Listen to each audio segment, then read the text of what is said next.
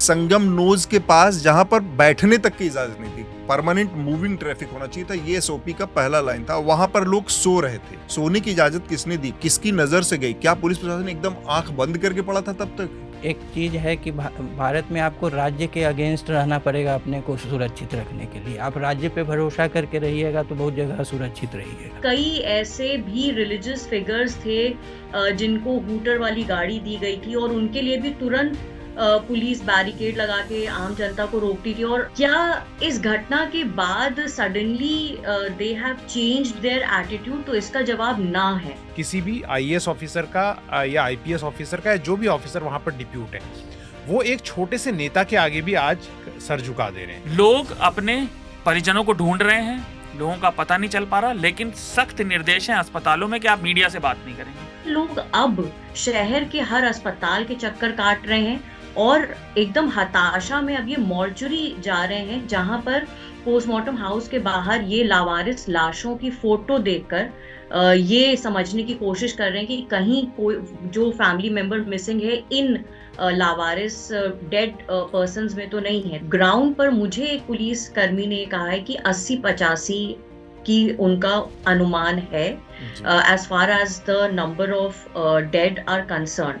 केदारनाथ में इतना बड़ा डिजास्टर हुआ था और जिसका ऑफिशियल फिगर अभी तक विधानसभा में, जब तक मैं उसे लगातार चेक करता रहता हूँ, 4-4.5 हजार ऑफिशियल फिगर बताते हैं। मैं जानता हूँ एज ए रिपोर्टर नंबर ज्यादा था बहुत। लाशें हरिद्वार के नीचे तक आके मिलती रही। कायदे से इतना बड़ा जो दुर्घटना हुई है, इसके बाद मीडिया की क्या भूमिका होनी चाहिए? टेलीविजन मीडिया की मैं बात कर रहा हूं, जो कि वॉल टू वॉल कवरेज दे रहा था। वो वॉल टू वॉल कवरेज प्रधानमंत्री के चुनावी भाषण को दे रहा है। 4 घंटे 5 घंटे पहले इलाहाबाद में इतनी बड़ी संख्या में हुई मौतों को दिखाने का, उसके लिए जवाबदेह लोगों से सवाल पूछने की फुर्सत नहीं है। हर चीज पीआर बन गई है, और क्योंकि हर चीज पीआर बन गई है तो व्यक्तिगत पीआर बन गई है। तो अब सब योगी आदित्यनाथ का है, सब नाम पे। नमस्कार, मैं हूं अतुल चौरसिया। आपका खर्चा आपकी चर्चा, हफ्ता दर हफ्ता हम एक बार फिर से लेकर आए हैं न्यूज लॉन्ड्री का हिंदी पॉडकास्ट एनएल चर्चा। इस चर्चा में हमारे साथ कुछ मेहमान हैं जिनसे मैं आपका परिचय कराऊंगा, और इसके अलावा एक दो और छोटी छोटी जानकारियां हैं वो मैं आपको दूंगा। इसके बाद जो सुर्खियां हैं वो आपको शार्दुल देंगे, जो कि हमारे साथ स्टूडियो मौजूद। शार्दुल, बहुत बहुत स्वागत। हेलो। क्या अभी आप कहीं व्यस्त हैं? नहीं, मसरूफियत? नहीं, ऐसा कुछ नहीं है। और साथ में आनंद भी हैं हमारे साथ, बहुत दिनों नमस्कार। बाद चर्चा में आए आनंद। तो क्या इन दिनों क्या गतिविधियां रही चर्चा से दूरी रहने की वजह? आपको पता ही है। हम, मुझे पता है, दर्शकों के लिए। दर्शकों को उसमें कुछ रुचि नहीं है। श्रोताओं के लिए। और इसके अलावा हृदय जोशी हैं। आप लोग लगातार हृदय को चर्चा में से देखते सुनते रहे हैं, तो आपका भी स्वागत है हृदय। बहुत बहुत धन्यवाद। मैं दर्शकों को बता दूं कि आनंद जो है वकालत की पढ़ाई कर रहे हैं, तो इसलिए थोड़ा दूर रहते हमसे, और शार्दुल इसलिए व्यस्त हैं क्योंकि वो अंतिम रूप दे रहे हैं हेडलाइंस को। नहीं, कुछ स्थिरांक पे आ रहे हैं। और इसके अलावा हमारे साथ ऑनलाइन जुड़ रही हैं आकांक्षा इस समय प्रयागराज में है, और आपको पता है कि प्रयागराज में इस समय महाकुंभ चल रहा है और वहाँ पर एक दुर्घटना भी हुई है। आपने आकांक्षा की स्टोरी रिपोर्ट्स जो है वो देखी है, न्यूज़ लॉन्ड्री पर पढ़ी भी होगी। तो आज हम उसके बारे में ताज़ा जो वहाँ के सूरत हाल है उस पर आकांक्षा से अपडेट लेंगे, और इस पूरी जो घटना है इस पर थोड़ा विस्तार से बातचीत करेंगे। लेकिन उस बातचीत पे को शुरू करने से पहले एक दो ज़रूरी जो चीज़ें हैं वो आप लोगों से मैं डिस्कस कर लेता हूँ जल्दी से। हमारा जो नया अनिल सेना प्रोजेक्ट इस समय चल रहा है दिल्ली पोल से जुड़ा, उसको आप हमारी मदद करें, उसको पूरा करने में अपना योगदान दें, क्योंकि ये पूरी की पूरी जो दिल्ली चुनाव से जुड़ी कवरेज है, इसके तहत आप लोगों ने देखा कि न्यूज़ लॉन्ड्री के तमाम रिपोर्टर दिल्ली के अलग अलग हिस्सों से जाकर ग्राउंड रिपोर्ट्स ला रहे थे, इंटरव्यूज़ ला रहे थे, और बहुत सारे शोज़ भी हमने किए हैं। तो इन सब को फंड आपने किया, ये अनिल सेना प्रोजेक्ट के ज़रिए आप तक पहुंची है वो पब्लिक इंटरेस्ट जर्नलिज्म। इसको मदद करें जल्दी से पूरा करवाने में। साथ में एक और हवा का हक नाम से, फाइट टू ब्रीथ के नाम से हमारा जो साफ हवा का अभियान एक है, जो कि अगले 1 साल तक जारी रहने वाला है, इसको भी आपकी मदद की ज़रूरत है। इसमें भी आपकी हिस्सेदारी की ज़रूरत है, ताकि दिल्ली की जो हवा है उसको बदलें हम। इसके अलावा उत्तर भारत के जो तमाम शहर हैं उन सब शहरों की हवा को बदलने का ये अभियान है। जो इसके लिए जवाबदेह हैं, जो इसके लिए जिम्मेदार लोग हैं, उन सब से जवाबदेही मांगने का ये अभियान है।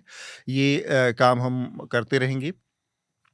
आप लोगों की एक बड़ी शिकायत रही, जो कि हमारे शोज़ थे या हमारे पॉडकास्ट थे उन पर आप लोगों के बार-बार एक शिकायत के अलावा सुझाव के रूप में भी आता था कि न्यूज़ लॉन्ड्री की जो सब्सक्रिप्शन की जो दरें हैं, जो रेट्स हैं, वो छोटे कीमत के भी होने चाहिए। तो उसको ध्यान में रखते हुए अब हमने कुछ नई कीमत वाले सब्सक्रिप्शन शुरू किए हैं, जिसमें अब आप 99 रुपए की कीमत पर भी न्यूज़ लॉन्ड्री को सब्सक्राइब कर सकते हैं। तो 99 रुपए, 299 रुपए, और यहाँ से आप ये सब शुरू मंथली करके, सब्सक्रिप्शन। हाँ, तो इसमें इसका उपयोग करके आप न्यूज़ लॉन्ड्री से जुड़ सकते हैं। आपका जुड़ना बहुत महत्वपूर्ण है, और आपका इंडिपेंडेंट पब्लिक इंटरेस्ट जर्नलिज्म में थोड़ा थोड़ा निवेश करना बहुत ज़रूरी है, क्योंकि अगर पत्रकारिता पूरी तरह से विज्ञापन के ऊपर निर्भर रहेगी, विज्ञापन के दबाव में रहेगी, विज्ञापन दाताओं के दबाव में रहेगी, तो बहुत संभव है कि वो बहुत सारी उन पब्लिक इंटरेस्ट की जो खबरें हैं उनसे समझौता करे, जिनका हित आपसे जुड़ा है, जिनका लेना देना आपसे जुड़ा, क्योंकि फिर वो अकाउंटेबिलिटी शायद कहीं और थोड़ा शिफ्ट हो जाती है।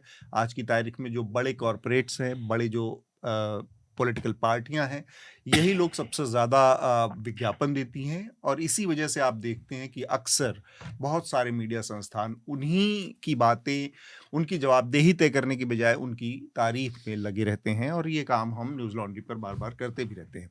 ये छोटी छोटी जानकारियां थी। चर्चा अगले कुछ दिनों तक, अगले कुछ हफ्ते तक अभी पे वॉल के बाहर है, तो आप सबको फ्री में उपलब्ध है, लेकिन जल्द ही एक बार फिर से पे वॉल के पीछे होगा, तब आपको इसके सब्सक्रिप्शन की ज़रूरत पड़ेगी।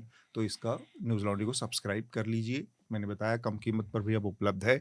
जो सुर्खियां हैं, शार्दुल, आप जल्दी से हमारे श्रोताओं को, हमारे दर्शकों को बताएं, साझा करें, और फिर हम बातचीत को शुरू करेंगे। जी अतुल, तो इस हफ्ते की पहली सुर्खी तो आज ही है, वो चल भी रहा है। आज बजट सत्र से पहले राष्ट्रपति द्रौपदी मुर्मू ने दोनों सदनों को संबोधित किया, और उन्होंने सरकार के कामों की सराहना की, और हाईकोर्ट उन्होंने कहा कि सरकार के प्रयास से भारत विश्व की तीसरी बड़ी अर्थव्यवस्था बनेगा। उन्होंने यह भी कहा कि यह सरकार तीसरी पारी में पिछले प्रशासनों की अपेक्षा मतलब तिगुनी गति से काम कर रही है। अच्छा, ये थोड़ा तुकबंदी का, ये भाजपा सरकार का स्टाइल है। और उन्होंने सरकार के सराहनीय कामों में वक्फ बिल में जो प्रस्तावित संशोधन है वो, और एक देश एक चुनाव बिलों की भी गिनती की। इसके बाद प्रधानमंत्री ने भी बजट का सत्र को शुरुआत में भाषण दिया लोकसभा में। उन्होंने देवी लक्ष्मी का आह्वान किया और प्रार्थना की कि वो गरीब और मध्यम वर्ग के लोगों पर कृपा करेंगी। और कल 1 फरवरी को वित्त मंत्री निर्मला सीतारामन इस सरकार का पहला बजट पेश करेंगी। जी। अगली सुर्खी प्रयागराज से है, कुंभ मेले से, जो आज हमारा चर्चा का विषय भी है। प्रयागराज में मौनी अमावस्या के स्नान से पहले वाली रात को संगम घाट पर भगदड़ में 30 से ज़्यादा लोगों की मौत हो गई। मरने वालों की संख्या अभी निश्चित नहीं है, क्योंकि बहुत बड़ा जनसमूह है, और इस दुर्घटना में कम से कम 60 लोग घायल हुए हैं। और घटना के एक दिन बाद उत्तर प्रदेश के मुख्यमंत्री योगी आदित्यनाथ ने भीड़ को संभालने वाली गाइडलाइंस जारी करी। तो देर आए दुरुस्त आए वाली बात। दुरुस्त तो नहीं है, हाँ, देर आए। इस हफ्ते दिल्ली चुनाव में भाजपा और आम आदमी पार्टी के बीच की बहसबाजी भी नए स्तर पर पहुंच गई। मुख्यमंत्री अरविंद केजरीवाल ने हरियाणा की भाजपा सरकार पर यमुना में जहर मिलाने का आरोप लगाया। इसके बाद हरियाणा सरकार के मुख्यमंत्री नायब सिंह सैनी ने यमुना का पानी पिया, लेकिन अरविंद केजरीवाल का इल्ज़ाम था कि उन्होंने केवल पानी पीने की एक्टिंग करी, पानी पिया नहीं। और इसको लेकर चुनाव आयोग ने भी अरविंद केजरीवाल से इस बात पर सबूत मांगा था, और आम आदमी पार्टी ने कहा कि यमुना का पानी जहरीला है, ये सर्वविदित है।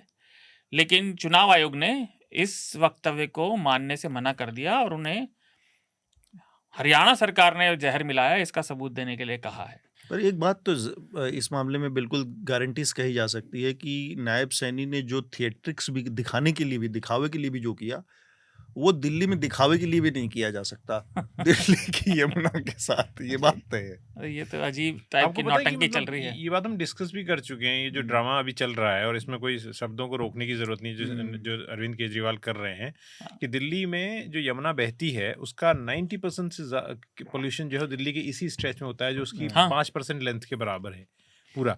और सारे इन्होंने water drain, storm water drain, जिन्हें बरसाती प्रणाली कहते हैं, जिनका बहुत महत्वपूर्ण रोल होता है, सबके ऊपर उन पे पूरा कंस्ट्रक्शन करवा दिया।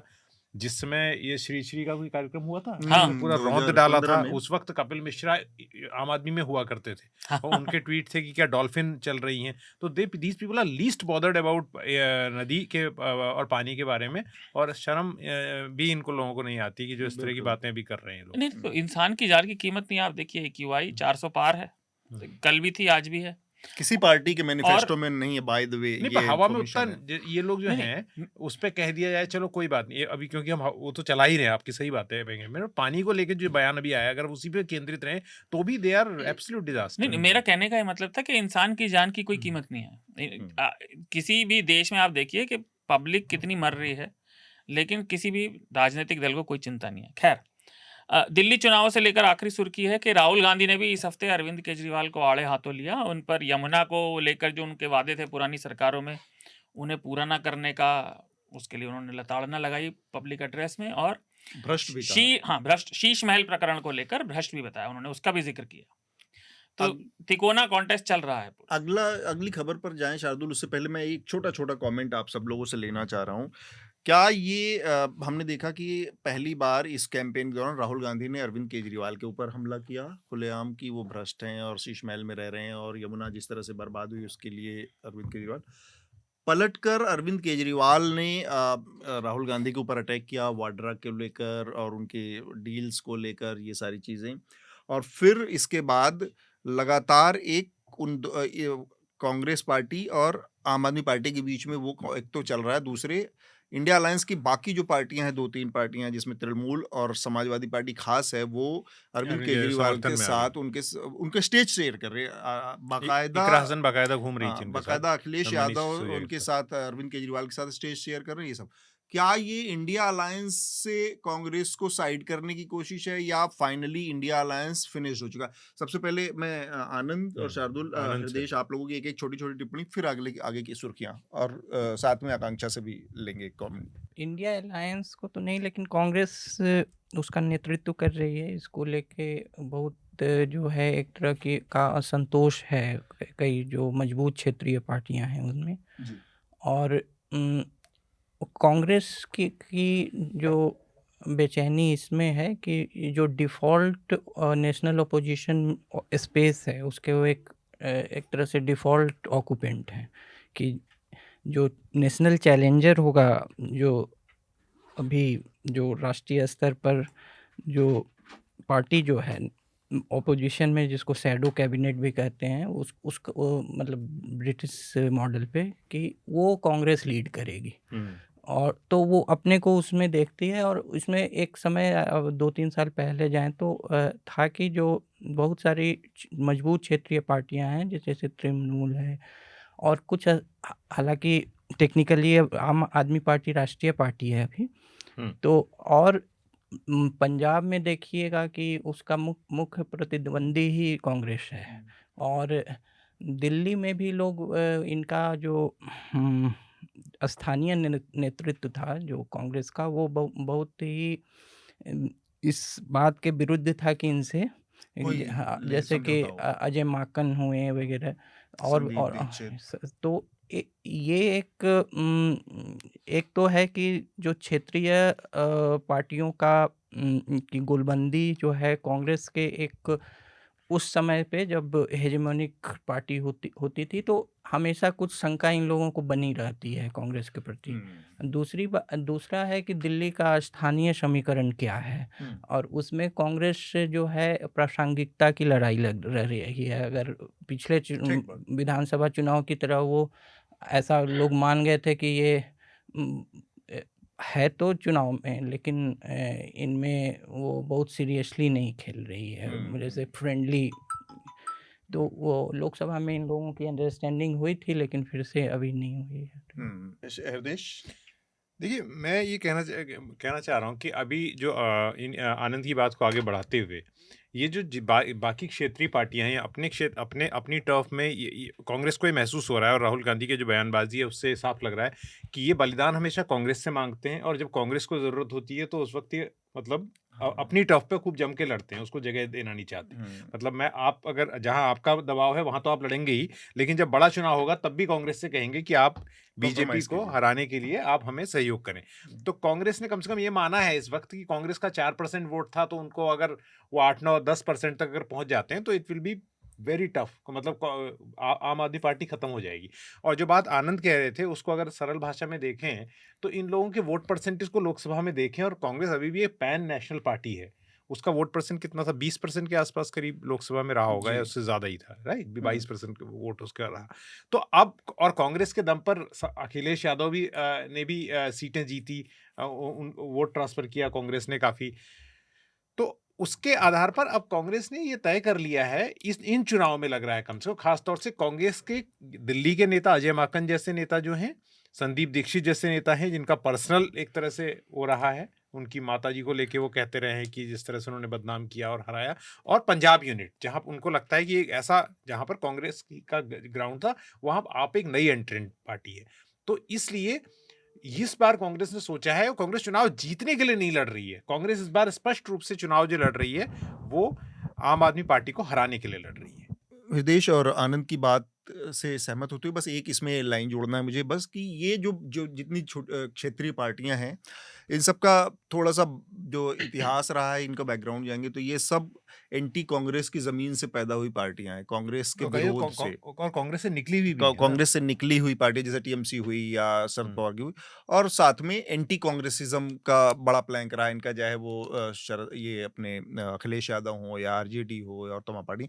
तो ये इनके अंदर जो जो आनंद आप कहते हैं कि एक शंका बनी रहती है मन में कि कांग्रेस का की हेजिमनी होगी या कांग्रेस बढ़ेगी, तो उसमें तो जाहिर सी बात है ये कॉन्फ्लिक्ट ऑफ इंटरेस्ट है कि एक ही वो जो कहते हैं कि हिस्से केक के एक ही हिस्से पर दोनों पार्टियों का दावा है, तो कोई ज्यादा ले ले या कोई कम ले ले, इस ये शंका हमेशा इन छोटी पार्टियों के बीच में बनी रहती है। और जो आपने कहा कि एक पैन इंडिया पार्टी है कांग्रेस, उसका फुटप्रिंट बहुत बड़ा है, तो वो डर रहता है कि ये और कहीं दूसरे कहीं खत्म ना हो। बीजेपी को भी ये सूट करता है कि ये कांग्रेस जो है वो दबी रहे और खत्म रहे, और ये पार्टियां बनी रहें, तो बीजेपी को कोई बहुत बड़ा वो नहीं होता, इसीलिए क्विट प्रोको के आरोप भी कई बार लगते हैं कि वहां बीजेपी। लेकिन इस बार ये कहा जा रहा है कि बीजेपी के पैसे पे कांग्रेस चुनाव लड़ रही है, तो मैं इसका मेरे पास कोई सबूत नहीं है ना नहीं, कि ये सही तो है या ये गलत है, है, नहीं। हाँ।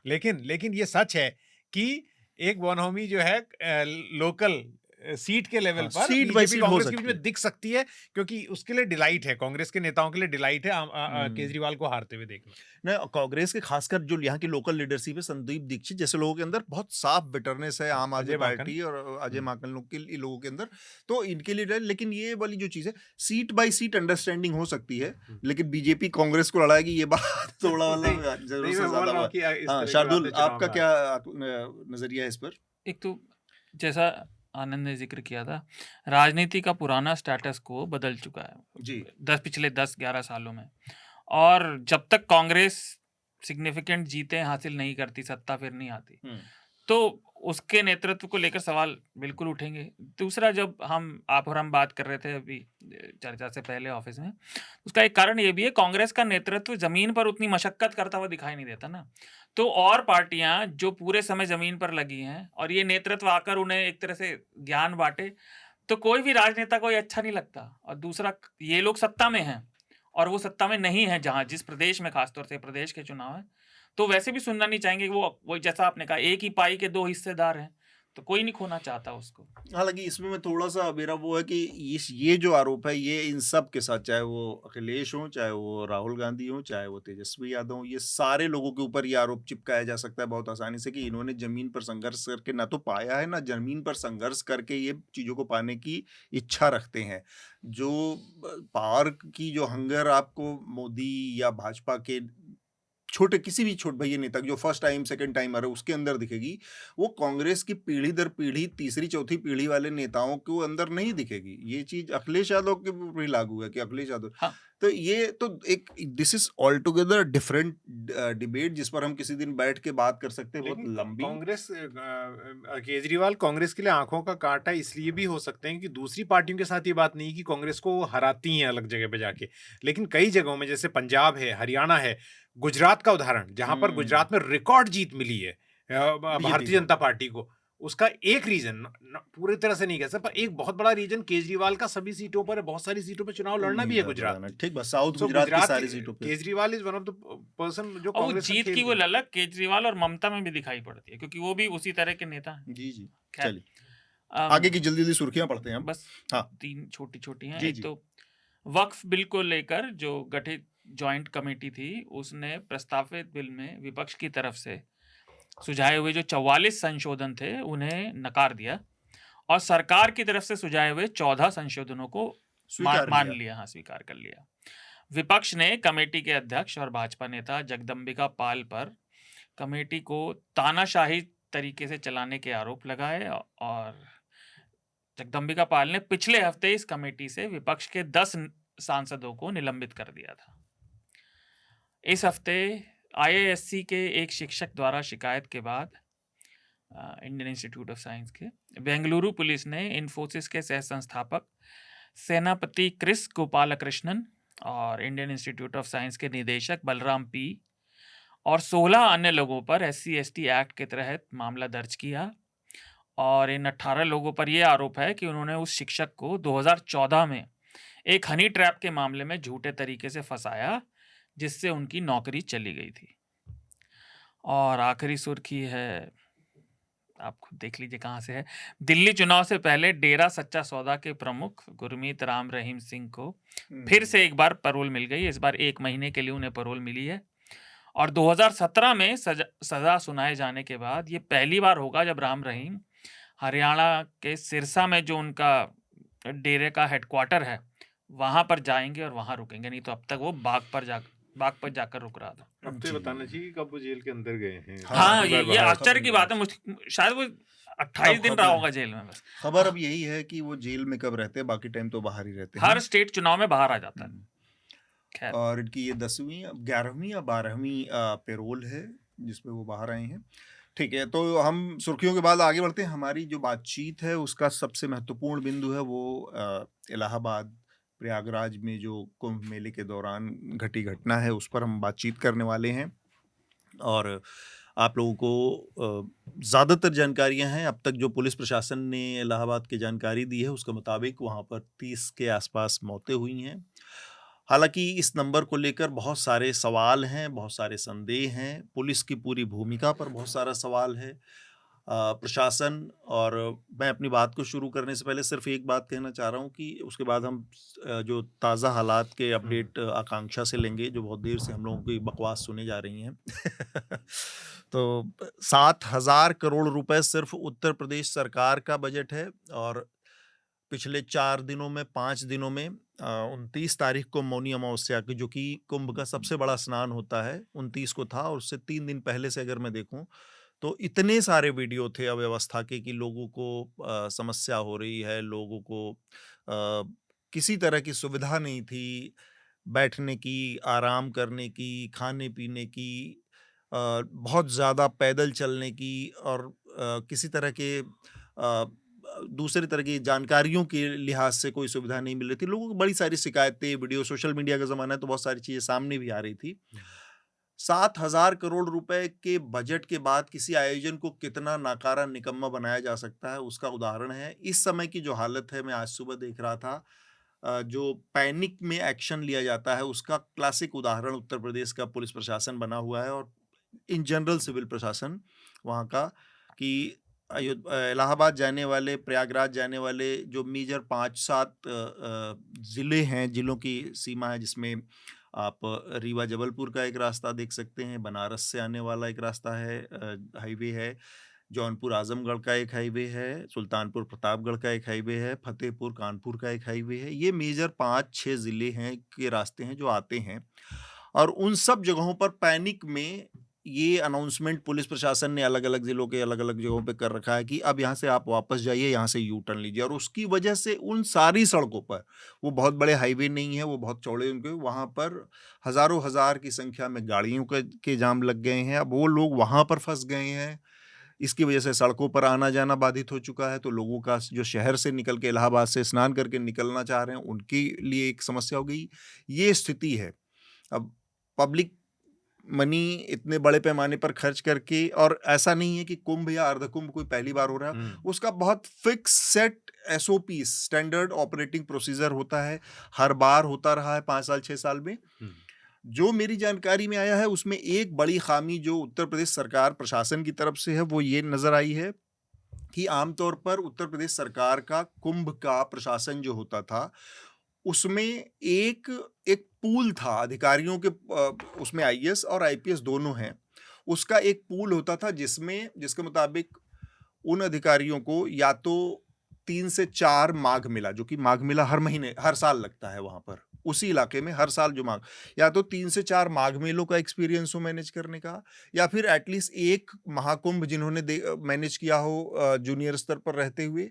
तो ऐसा एक बड़ा पूल अधिकारियों का बना रहता था जिसमें से निकालकर और फिर इतने बड़े आयोजन की कमान दी जाती थी।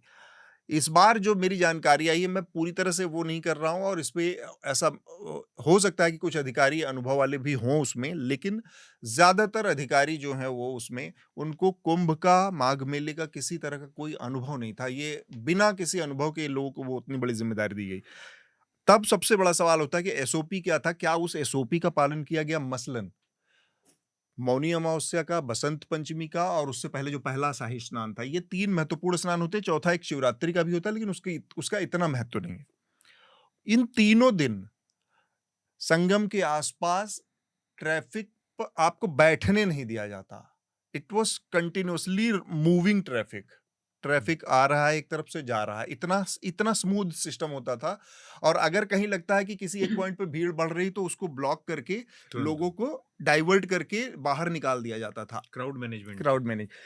यहाँ पर स्थिति ये हुई है कि संगम नोज के पास, जहां पर बैठने तक की इजाजत नहीं थी, परमानेंट मूविंग ट्रैफिक होना चाहिए था, ये एसओपी का पहला लाइन था, वहां पर लोग सो रहे थे और एक पुलिस अधिकारी भोर में माइक लेकर लोगों को जगा रहा है कि आप लोग उठिए, अब आप चाहिए। क्रिमिनल नेग्लिजेंस है पुलिस प्रशासन के लिहाज से कि भगदड़ हो सकती है आपको। जहां पर बैठने की इजाजत नहीं, रुकने की इजाजत नहीं, वो एक हिस्सा है जिसकी एक कैपेसिटी है मैनेजमेंट की तरह। आप एक आकलन लगाते हैं कि इस 500 स्क्वायर मीटर के इलाके में, 5000 स्क्वायर मीटर के इलाके में कितने लोगों को आप अलाउ कर सकते हैं। तो वहां पर 1000 की संख्या में, करोड़ की संख्या में, लाख की संख्या में लोग आते जा रहे हैं। और फिर क्योंकि मौनी अमावस्या का स्नान इतना महत्वपूर्ण है कि लोग 3 दिन पहले से मूव करने लगते हैं, बाहर से आने लगते हैं। वो सारे लोग 26 तारीख, 27 तारीख और 28 तारीख को आते जा रहे थे और उनको स्नान 29 को करना है, तो वो वहीं सो गए। सोने की इजाजत किसने दी? किसकी नजर से गई? क्या पुलिस प्रशासन एकदम आंख बंद करके पड़ा था तब तक कि वो लोग वहां सो गए और पीछे से पुश आता रहा? ये सारी चीजें हैं जो अब तक खामी के तौर पर नजर आई हैं। मैं आकांक्षा के पास आना चाहूंगा। आकांक्षा, अभी की क्या हालत है, क्या स्थिति है वहां पर? बार बार एक चीज बताई जा रही है, हमने संगम नोज की बात की है, यहाँ पर एक स्टैम्पीड हुआ, इसके अलावा इलाहाबाद में और भी 2-3 जगहों पर स्टैम्पीड की खबरें आ रही हैं। झूसी की एक खबर है जिसके बारे में बहुत सारे वीडियो और सबूत सामने आ चुके हैं। और भी कुछ जानकारी अगर आपके पास एक्स्ट्रा हो तो हम चाहेंगे कि आप हमें साझा करें इस समय। जी सर, तो ये काफ़ी संभव है कि स्टैम्पीड की जो जगह है या जो स्पॉट है, वो एक ही जगह हो, ये मतलब इससे ज़्यादा होने की भी संभावना है। संगम नोस पे तो मैं खुद भी गई हूँ, उसी दिन जिस दिन सुबह हुई है 2-3 बजे, उसी दिन दोपहर 12 बजे मैं वहाँ मौजूद थी। तो वहाँ पर लोगों से बातचीत भी हुई है। और इस समय जो अपडेट आप जानना चाह रहे हैं, तो स्थिति अभी भी मुझे लग रहा है कि कोई बहुत कंट्रोल में प्रशासन के तो नहीं दिखाई दे रही है, क्योंकि कल रात आप मानिए कि जो एक हॉस्पिटल या मॉर्चुरी के वर्किंग आवर्स होते हैं वो 5 बजे तक होते हैं। कल रात 9 बजे तक यहाँ पर प्रयागराज के स्वरूप रानी अस्पताल के मॉर्चुरी और पोस्टमार्टम हाउस के बाहर लोग बॉडीज लेने आ रहे थे, जिनको जैसे पता चल पा रहा था या बॉडी आइडेंटिफाई कर ली थी, तो वो अंतिम संस्कार के लिए शव लेने आ रहे थे। और ऐसे तमाम लोग अब मॉर्चुरी की तरफ आ रहे हैं जिनको कि खोया पाया केंद्र या फिर पूरे मेला क्षेत्र में जी। जितने भी इन्होंने लॉस्ट एंड फाउंड सेंटर बनाए हैं, 24 घंटे से ज़्यादा हो गए हैं। उन्होंने अपनी एप्लीकेशन वहाँ पर दी थी, नाम या फ़ोटो, ये सारी जानकारी वो ऑलरेडी दे चुके हैं, लेकिन उन्हें अभी भी कोई इन्फॉर्मेशन मिली नहीं है अपने फैमिली मेंबर के बारे में। तो जी। ये लोग अब शहर के हर अस्पताल के चक्कर काट रहे हैं और एकदम हताशा में अब ये मॉर्चरी जा रहे हैं, जहाँ पर पोस्टमार्टम हाउस के बाहर ये लावारिस लाशों की फ़ोटो देखकर ये समझने की कोशिश कर रहे हैं कि कहीं कोई जो फैमिली मेंबर मिसिंग है इन लावारिस डेड पर्सन्स में तो नहीं है। तो कल रात का तो ये मंज़र था स्वरूप रानी अस्पताल के मॉर्चरी के बाहर का। जी। इसमें जो गवर्नमेंट का फिगर है 30, वो जी। डेफिनेटली काफ़ी ज़्यादा क्वेश्चनेबल है। हुँ। कई लोग हैं जो और मॉर्चरीज़ में जाकर काउंट कर रहे हैं डेड बॉडीज़, और एक ही जगह सारे इंजर्ड या फिर जो डिसीज़्ड हैं उनको नहीं ले जाया गया है। सरकारी अस्पताल के अलावा जो इनके अपने चिकित्सालय थे मेला क्षेत्र में, जी। सेक्टर 2 और सेक्टर 5, वहाँ ले जाया गया है। झूंसी के अस्पतालों में ले जाया गया है।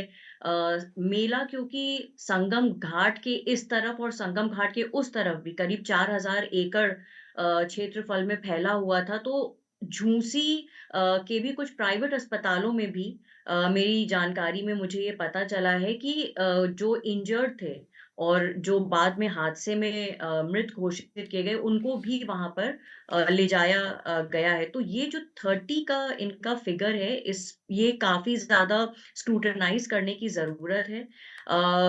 जिस दिन मैं ग्राउंड पे थी 29 तारीख को, ग्राउंड पर मुझे एक पुलिस कर्मी ने कहा है कि 80-85 की उनका अनुमान है, जी। As far as the number of dead are concerned. हुँ। लेकिन उसके बाद भी जिस तरीके से मतलब बेतहाशा सर लोग अपने फैमिली मेंबर्स उनके छूट गए हैं। हुँ। कोई कलकत्ता से आया था, उनकी ननद मिसिंग है, किसी के फादर नहीं मिल रहे हैं। एक बहुत अजीब बात ये भी कि जो गाँव के परिवेश से हैं या ज़्यादातर अगर महिलाएँ मिसिंग हैं, हुँ। स्पेशली एल्डरली वुमेन, तो उनको अब अगर वो मिसिंग हैं, तो उनको घर का ना मोबाइल नंबर ठीक से याद है, नहीं पता है, ना वो गाँव का नाम या कुछ इतना बता पाएँगी। हुँ। तो हुँ। उनके बारे में इनको कहीं से कोई इन्फॉर्मेशन नहीं मिल पा रही है। तो ये मिसिंग कहाँ गए? आप हुँ। इसी से अंदाज़ा लगा सकते हैं कि हर दूसरा तीसरा व्यक्ति जो मेले से वापस आ रहा है और वो ये कह रहा है कि मेरे ये खो गए, मेरे वो खो गए, हुँ। और हुँ। 29 तारीख को मतलब शाम के 6-7 बजे तक 12 घंटे से ज़्यादा हो चुके थे स्टैम्पीड को। केवल लोग नहीं, मैं ऐसे इंडिविजुअल से भी मिली हूँ। एक लेडी थी वेस्ट बंगाल से कि वो बस स्नान करने के बाद वो वॉशरूम गई हैं और उनके फैमिली के 9-10 लोग ही कहीं गायब हो गए।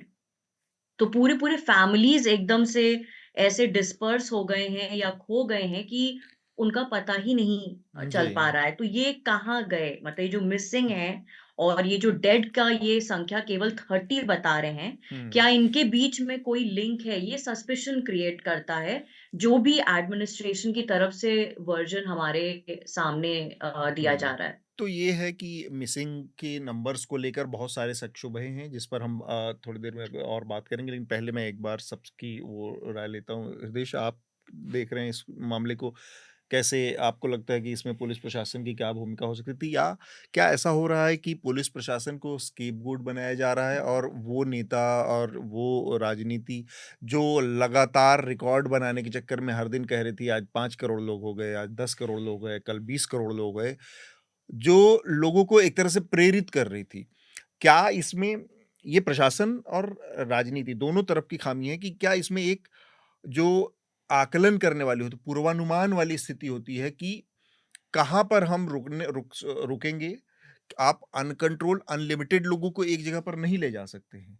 तो ये जो पूर्वानुमान लगाकर कि भाई एक शहर की, एक हॉल की, एक सिनेमा हॉल की एक कैपेसिटी होती है 300 सीट की, तो उसके अंदर उस 300 सीट की कैपेसिटी पे आप 10-20 लोग आगे-पीछे आ जा सकते हैं। लेकिन अगर उस 300 की कैपेसिटी में आप 400 लोगों को भर देंगे, तो एक समस्या नहीं होगी केवल बैठने की, वहाँ पे ऑक्सीजन की कमी होगी, वहाँ पर और भी कमी होगी, बहुत सारी चीज़ें एक साथ अफ़ेक्ट हो जाएँगी, जिसकी वजह से सफोकेशन होगा, साँस घुटेगी, लोगों के साथ दिक्कतें आएँगी। तो वो पूर्वानुमान का अभाव है और नेता केवल केवल एक इवेंट मैनेजमेंट और छवि प्रबंधन में अपने लगे हुए थे, उनको रिकॉर्ड बनाने की पड़ी हुई थी, जो बार-बार लोगों को हर चीज़ से प्रेरित कर रहे थे कि भैया हम बहुत बड़ा कुछ ऐसा आयोजित कर रहे हैं जिसमें आपको पहुँचना चाहिए। जैसे एक खबर मेरे पास ये है कि ज़्यादातर जो विधायक हैं भारतीय जनता पार्टी के, इनमें बहुत सारे विधायक अपने-अपने इलाकों से बसों में भर-भर कर लोगों को ले जा रहे थे। आप ले जा रहे हैं, लेकिन कहीं तो कोई कैपिंग होगी। प्रशासन की एक और भूमिका है जिस पर मैं आगे बात करूँगा, लेकिन पहले मैं इस पर थोड़ा-सा समझना चाह रहा हूँ। देखिए, जो भी धार्मिक आयोजन होते हैं, मैंने कई ऐसी जगह कवर की हैं जहाँ पर बड़ी संख्या में लोगों में भगदड़ मचने और मारे जाने की घटनाएं हुई हैं, जिसमें बॉम्बे के सीरियल ब्लास्ट हैं 2007 के, 2008 के जयपुर के ब्लास्ट हैं। लेकिन धार्मिक आयोजनों में सबसे बड़ी जो घटना हुई वो केदारनाथ डिजास्टर हुआ था 2013 का। तो ये जो संस्कृति है हमारे यहाँ की पुलिस और प्रशासन की ओर से, कितनी भी सक्रिय और कितनी भी कंजस्टेड जगह में लोगों की जो क्षमता है उससे ज्यादा लोगों के भरते जाने के बावजूद उन्हें न रोकना, ये एक बहुत पुरानी शॉर्टकमिंग रही है। और केदारनाथ डिजास्टर के बाद मैंने कई डिजास्टर मैनेजमेंट के सेमिनार हैं वो भी अटेंड किए, तो वहाँ इस बात को बताया जाता था कि ये एक बहुत बड़ी प्रॉब्लम है कि आप भीड़ को, क्राउड मैनेजमेंट एक बहुत बड़ी समस्या है। तो वो यहाँ पर साफ तौर पर दिखा है। दूसरी सवाल इसमें आती है प्रोफेशनल प्राइड की। किसी भी आईएएस ऑफिसर का या आईपीएस ऑफिसर का, या जो भी ऑफिसर वहां पर डिप्यूट है, वो एक छोटे से नेता के आगे भी आज सर झुका दे रहे हैं। उनके अंदर ये हिम्मत नहीं है कहने की कि चाहे आप चीफ मिनिस्टर की सिफारिश लेकर आ रहे हो, चाहे आप किसी की सिफारिश लेकर आ रहे हो, this is something which I can not allow. जी। तो ये प्रोफेशनल प्राइड से बात आती है। अगर प्रशासनिक अधिकारियों को इस बात की जो हमेशा ये रहेगा कि मैं अपना राजनेताओं को खुश करूं, ऊंचे रसूख वाले लोगों को खुश करूं, ये सारी बातें रहेंगी तो ये चीज़ें बढ़ेंगी। तीसरी बात जो आपने कही वो ये है कि किस तरह से ये जो पॉलिटिकल लीडरशिप है या राजनेता हैं वो इसको एक राजनीतिक कार्यक्रम बना रहे थे, और लगातार अखबारों में विज्ञापन से लेके सब जगह ये कह रहे थे कि वो एक जो है बहुत बड़ा आयोजन करने जा रहा है, जो 144 साल बाद एक ऐसा महाकुंभ हो रहा है जिसका सबको आके ये करना चाहिए। और इसी में मैं जोड़ रहा हूँ वो छुटभैया नेताओं वाली बात भी जो अपनी जगह जगह से भर के ला रहे थे। लेकिन एक बहुत बड़ी जिम्मेदारी उस वर्ग की है जिससे आप और हम आते हैं। जब पहली बार वहाँ पत्रकार गए थे 15 जनवरी के आसपास जब ये शुरू हुआ मकर संक्रांति पे ये पूरा आयोजन, तो वहां से पत्रकार बता रहे थे टीवी चैनलों की कि यहाँ बहुत अव्यवस्था है। उनसे पूछा गया कि आप क्यों नहीं रिपोर्ट इसे कर रहे हैं, तो उनका ये कहना था कि ये कोई ऐसी बात नहीं है, या तो हर आयोजन में समस्या होती है, और दूसरा ये था कि उनके दफ्तर को इस तरह की स्टोरीज नहीं चाहिए। और क्यों नहीं चाहिए उसका जवाब आप दे सकते हैं कि वो एड वाला जो मॉडल है या साष्टांग प्रणाम करने मैं की जो आदत है। इसमें तो ये लगे चार हाथ, बातें जो है मूल रूप से आपने पहली जो आखिरी बात कही उसको लगे हाथ में बता देता हूँ कि एक बहुत बड़ा बजट जो 7,000 करोड़ रुपए खर्च करने की बात मैंने कही है, ये होता है पब्लिक मनी की बर्बादी, वेस्टेज। आपने कोई परमानेंट स्ट्रक्चर नहीं खड़ा किया है, आपने कोई, आप जाएंगे जिस दिन मेला खत्म हो जाए उसके अगले दिन जाइएगा, आपको वैसे ही उजाड़ एक मैदान दिखेगा गंगा के किनारे, और वहां पे कोई भी परमानेंट स्ट्रक्चर कुछ नहीं होता। 7,000 करोड़ रुपए कहाँ तो जाते नहीं, हैं? मैं कह रहा हूँ कि फ्लैग करने वाली बात जो है, पत्रकारों की जो कमी है वो ये, किसी ने फ्लैग नहीं किया इस अव्यवस्था को हाँ, कि वो ऐसी इसीलिए ना, व्यवस्था है। क्योंकि इस 7,000 करोड़ का एक बहुत बड़ा हिस्सा मीडिया एडवर्टीजमेंट और उसके लिए उसमें खर्च हुआ है, जिसमें अखबारों में आप देख रहे होंगे हर दिन कुंभ से जुड़े विज्ञापन छप रहे थे, टेलीविजन पे हर दिन एक बहुत भव्य दिव्य टाइप की वो प्रचार आ रहे थे, वीडियो शोज आ रहे थे, और सब कुछ अच्छा दिखाया जा रहा था। वहां पर जमीन पे जब इस तरह से मुंह बंद होगा और एक मोटा पैसा सिर्फ केवल छवि प्रबंधन और मीडियाबाजी पर खर्च होगा, तो वो खबर कैसे चल पाएगी? वो खबर नहीं चल सकती। रिपोर्टर वहां रह के भी क्या कर सकता है? आप इसको छोड़िए, 29 तारीख को रात में 2 बजे ये घटना हुई है, 1 से 2 बजे के बीच में सवेरे खबर आ गई कि बड़ी संख्या में लोग मर गए हैं, और उसके बाद 12 बजे यहाँ दिल्ली में प्रधानमंत्री यमुना पार एक इलाके में, सीलमपुर के इलाके में चुनावी जनसभा कर रहे हैं। उस चुनावी जनसभा को अब कायदे से इतना बड़ा जो दुर्घटना हुई है, इसके बाद मीडिया की क्या भूमिका होनी चाहिए थी? टेलीविजन मीडिया की मैं बात कर रहा हूं, जो कि वॉल टू वॉल कवरेज दे रहा था। वो वॉल टू वॉल कवरेज प्रधानमंत्री के चुनावी भाषण को दे रहा है, उस पर उनके चुनावी भाषण को लाइव दिखाया जा रहा है। उसको 4 घंटे 5 घंटे पहले इलाहाबाद में इतनी बड़ी संख्या में हुई मौतों को दिखाने का, उसके लिए जवाबदेह लोगों से सवाल पूछने की फुर्सत नहीं है। इतना दिवालियापन हमारे देश के मीडिया का। तो मीडिया का एक पहलू जो आपने बताया, उसका एक ये पक्ष है। आनंद, आपकी पहली टिप्पणी इस घटना पर। इसमें 2-3 पक्ष हैं। मुझे जो बोल दिया गया है उसको मैं नहीं दोहरा रहा हूँ। कि एक तो प्रशासनिक पक्ष है, दूसरा जो राजनीतिक पक्ष है उसको मैं थोड़ा दूसरी तरह से बताता हूँ। हाँ। और तीसरा इसमें एक और पक्ष है, जो मास साइकी का, जन मनोविज्ञान, जिससे जो स्टैम्पीड जैसी घटनाएं होती हैं ज़्यादातर। तो प्रशासनिक पक्ष, मुझे याद है कि 2001 में जो और जन सैलाब की जो है कमी कुंभ में कभी नहीं रहती है। उसके लिए आपको कोई पॉलिटिकल मोबिलाइजेशन नहीं चाहिए। कुंभ का मतलब ही है कि लोग आ ही जाते हैं। मतलब 2001 में एक दिन था, किसी दिन, उस दिन जो है इलाहाबाद की जनसंख्या 5 करोड़ पूरी दुनिया में सबसे ज़्यादा थी। मैं उस समय वहीं था। तो और उस समय एक बीबीसी ने और एनवाईटी ने भी एक रिपोर्ट किया था, और इलाहाबाद के जो उस समय डिस्ट्रिक्ट मजिस्ट्रेट थे उनको बताया था कि ये दुनिया के सबसे पावरफुल इवेंट मैनेजर हैं, क्योंकि इससे बड़ा इवेंट होता नहीं है। और नोडल एजेंसी जो है उस समय डीएम को ही बनाया गया था कि तो प्रशासन का और मतलब पॉजिटिव रिपोर्टिंग हुई थी इंटरनेशनल मीडिया में भी कि ये इतना बड़े इवेंट को ये कर रहे हैं। तो आनंद, आप अपनी बात पूरी करिएगा।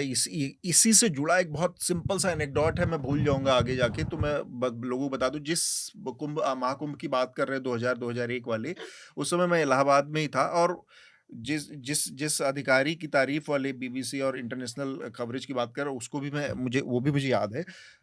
लेकिन उनकी स्मार्टनेस जो थी उसको जानना बहुत जरूरी है।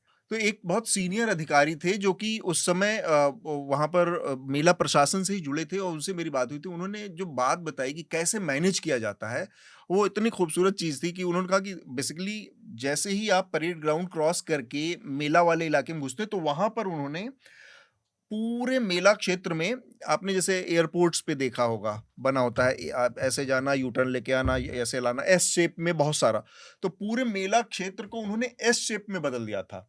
और साथ में हर एस शेप के एक एंड को उन्होंने ओपन रखा था कि जैसे जब उनको ये पता लगता था कि एक लिमिट से ज्यादा संख्या हो रही है, तो वो लोगों को उस एस शेप एक जगह से खोलते थे और पूरा घुमाते घुमाते वो उन लोगों को वापस परेड ग्राउंड से वापस ले आते थे। मतलब लोगों को ये लगता था कि वो नहाने जा रहे हैं, बट एक्चुअली, और मैं इसको कहूंगा कि बहुत स्मार्ट मैनेजमेंट था उनका, वो निकालते थे और वो वहां से फिर दूसरे साइड में, एक जो यमुना जिस साइड से शहर के आती है, यमुना का जो इलाका है, जो कि कटघर और वो इलाके हैं, यूइंग क्रिश्चियन कॉलेज, और उधर निकाल के ले जाते थे। इतना स्मार्टनेस उसमें थी कि वो फिर लोगों को पता चला, तो वो जाते थे और वो नहाते थे एक्चुअली यमुना के दूसरे पुराने घाटों में, जो बहुत पुराने इलाहाबाद के हिस्से थे, उधर जो कोई जाना भी नहीं पसंद करता है। तो ये एक मेरा अपना व्यक्तिगत अनुभव है कि कैसे वो मैनेज कर रहे थे इस पूरी चीज को। हाँ आनंद, अब आप अपनी बात पूरी करें। ये एक पक्ष है प्रशासनिक, उसमें खामियां रही होंगी। लेकिन 2 चीज़ें हैं कि एक है कि सामान्य खामियां, और दूसरी है कि एब्रेशन। क्योंकि कोई भी दुर्घटना जो है वो नॉर्म तो है नहीं, एब्रेशन है। तो लेकिन इस तरह के एब्रेशंस को एंटिसिपेट करना, क्योंकि ये तो बहुत बड़ा मेला है। मतलब साधारण सत्संग वगैरह में भगदड़ हो जाती है। कुछ दिन पहले ही हरियाणा एटा में हुई थी। एटा में वो छोड़ हाथरस दीजिए, वो पिछले सप्ताह जो है वो भी एक तरह का मैं भगदड़ ही मानता हूँ, जो अफवाह से निकला, जो ट्रेन से लोग कूद गए और कट गए। तो वो भी एक जो पैनिक में रिएक्शन था, वो या फिर वो सब हटाइए। ये जो विशेष जो त्यौहार होते हैं उस समय जो रेलवे स्टेशन पे भीड़ रहती है, उसमें स्टैम्पीड में मर जाते हैं। पूजा के हाँ, दौरान प्लेटफॉर्म बदलने के चक्कर में इधर से उधर ट्रेन आती है तो। और उसमें और कई बार अफवाह का भी, उसमें अफवाह का बहुत बड़ा रोल रहता है। वो पैनिक में आदमी, उसमें जो जन मनोविज्ञान है वो उससे बहुत ही अलग नहीं है जो आप मेट्रो में देखते हैं कि काफ़ी जगह रहेगी भी, लेकिन और सभी लोग आराम से भी इंटर कर सकते हैं, लेकिन लोगों में एक जो है असुरक्षा की भावना है कि अगर हम नहीं करेंगे तो कोई दूसरा मुझसे आगे करेगा। तो वो एक जैसे होता है ना कि इनसिक्योरिटी में आप जो है एक कुछ डेस्परेशन में एक्सट्रीम करते हैं कि दूसरा हमको दावे उससे पहले हम निकल लेते हैं या हमको, तो अब उसमें जो है अफवाह का एक रोल और दूसरा है सेंस ऑफ इनसिक्योरिटी, ठीक है। लेकिन ये तो हम पब्लिक पे नहीं लाद सकते। हालांकि पब्लिक को इसमें एक चीज़ है कि भारत में आपको राज्य के अगेंस्ट रहना पड़ेगा अपने को सुरक्षित रखने के लिए। आप राज्य पे भरोसा करके रहिएगा तो बहुत जगह सुरक्षित रहिएगा। तो आपको काम करना है राज्य के, जो है ये मान के चलना है कि जो है एवरीडे सर्वाइवल भी जो है आपका, अगर प्रतिदिन जो है आप बच पा रहे हैं तो वो एक तरह से भाग्य की जीत है। और ये तो है ही, मतलब ये बहुत तो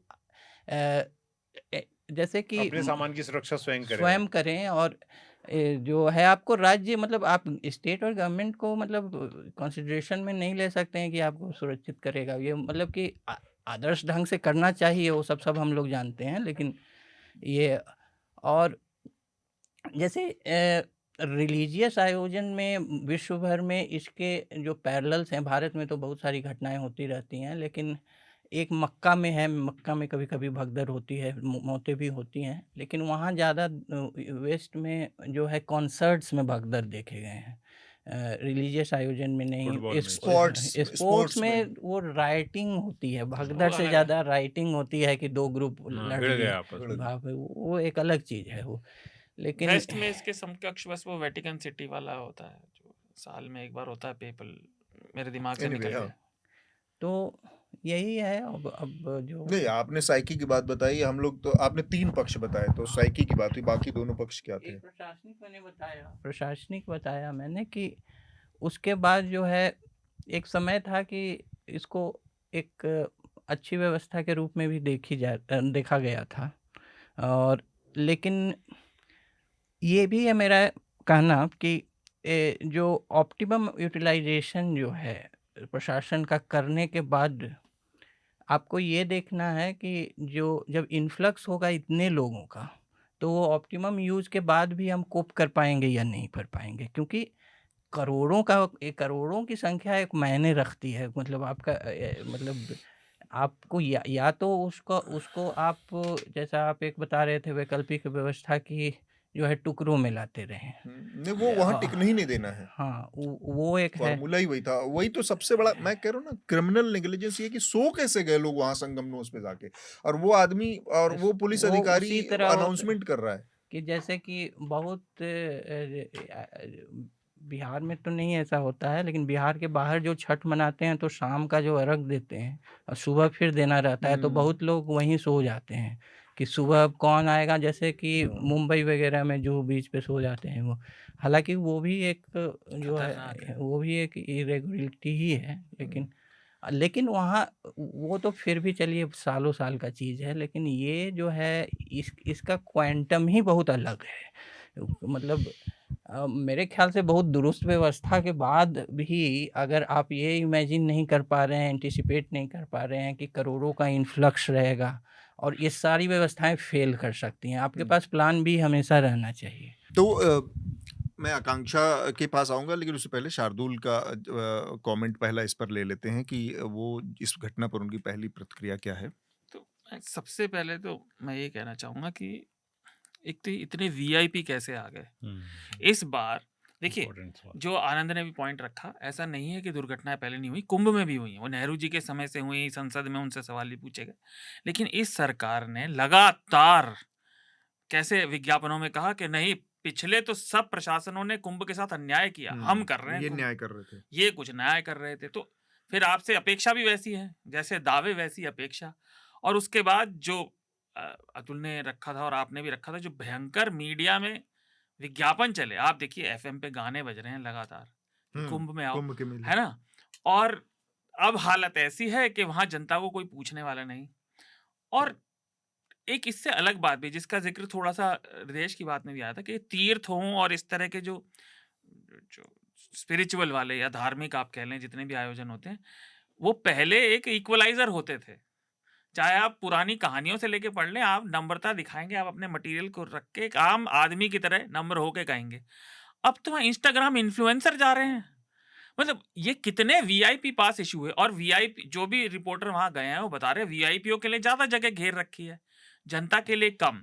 अब कोई भी इंसान जिसने 1,500-2,000 लोगों या उनसे लंबा आयोजन किया है या वो उसका हिस्सा रहा है, वो ये जानता है कि, और खासतौर से कुंभ, कि आपको उसके लिए पहले तो सिंपल और यूनिवर्सल नियम बनाने पड़ते हैं। उसके लिए कोई रेयरेस्ट ऑफ द रेयर जो कहते हैं ना मृत्युदंड में, वो एक अपवाद होना चाहिए। प्रधानमंत्री चले जाए उनके लिए अपवाद होगा, औरों के लिए नहीं होना चाहिए, क्योंकि आपका वॉल्यूम इतना है कि आपको उन्हें संभालना पड़ेगा। तो मैंने किया है 5-5 हजार लोगों का आयोजन। आपको पता है कितनी सख्ती से और कितना सीमलेसली वो काम चलना चाहिए, नहीं तो एक गड़बड़ हुई नहीं कि आपका सब काम खत्म हो जाएगा। हाँ बताइए। हाँ और आखिरी बात, शुरू में मैं बस इतना कहूंगा, एक जो इन्होंने बात कही कि सारी सरकारों ने गलत किया, हम कुछ बढ़िया करेंगे, उस वजह से हर चीज, और ये इस सरकार के, भाजपा के आजकल के हमें दिखता है, हर चीज पीआर बन गई है। और क्योंकि हर चीज पीआर बन गई है तो वो व्यक्तिगत पीआर बन गई है। तो अब सब योगी आदित्यनाथ का है सब नाम पे।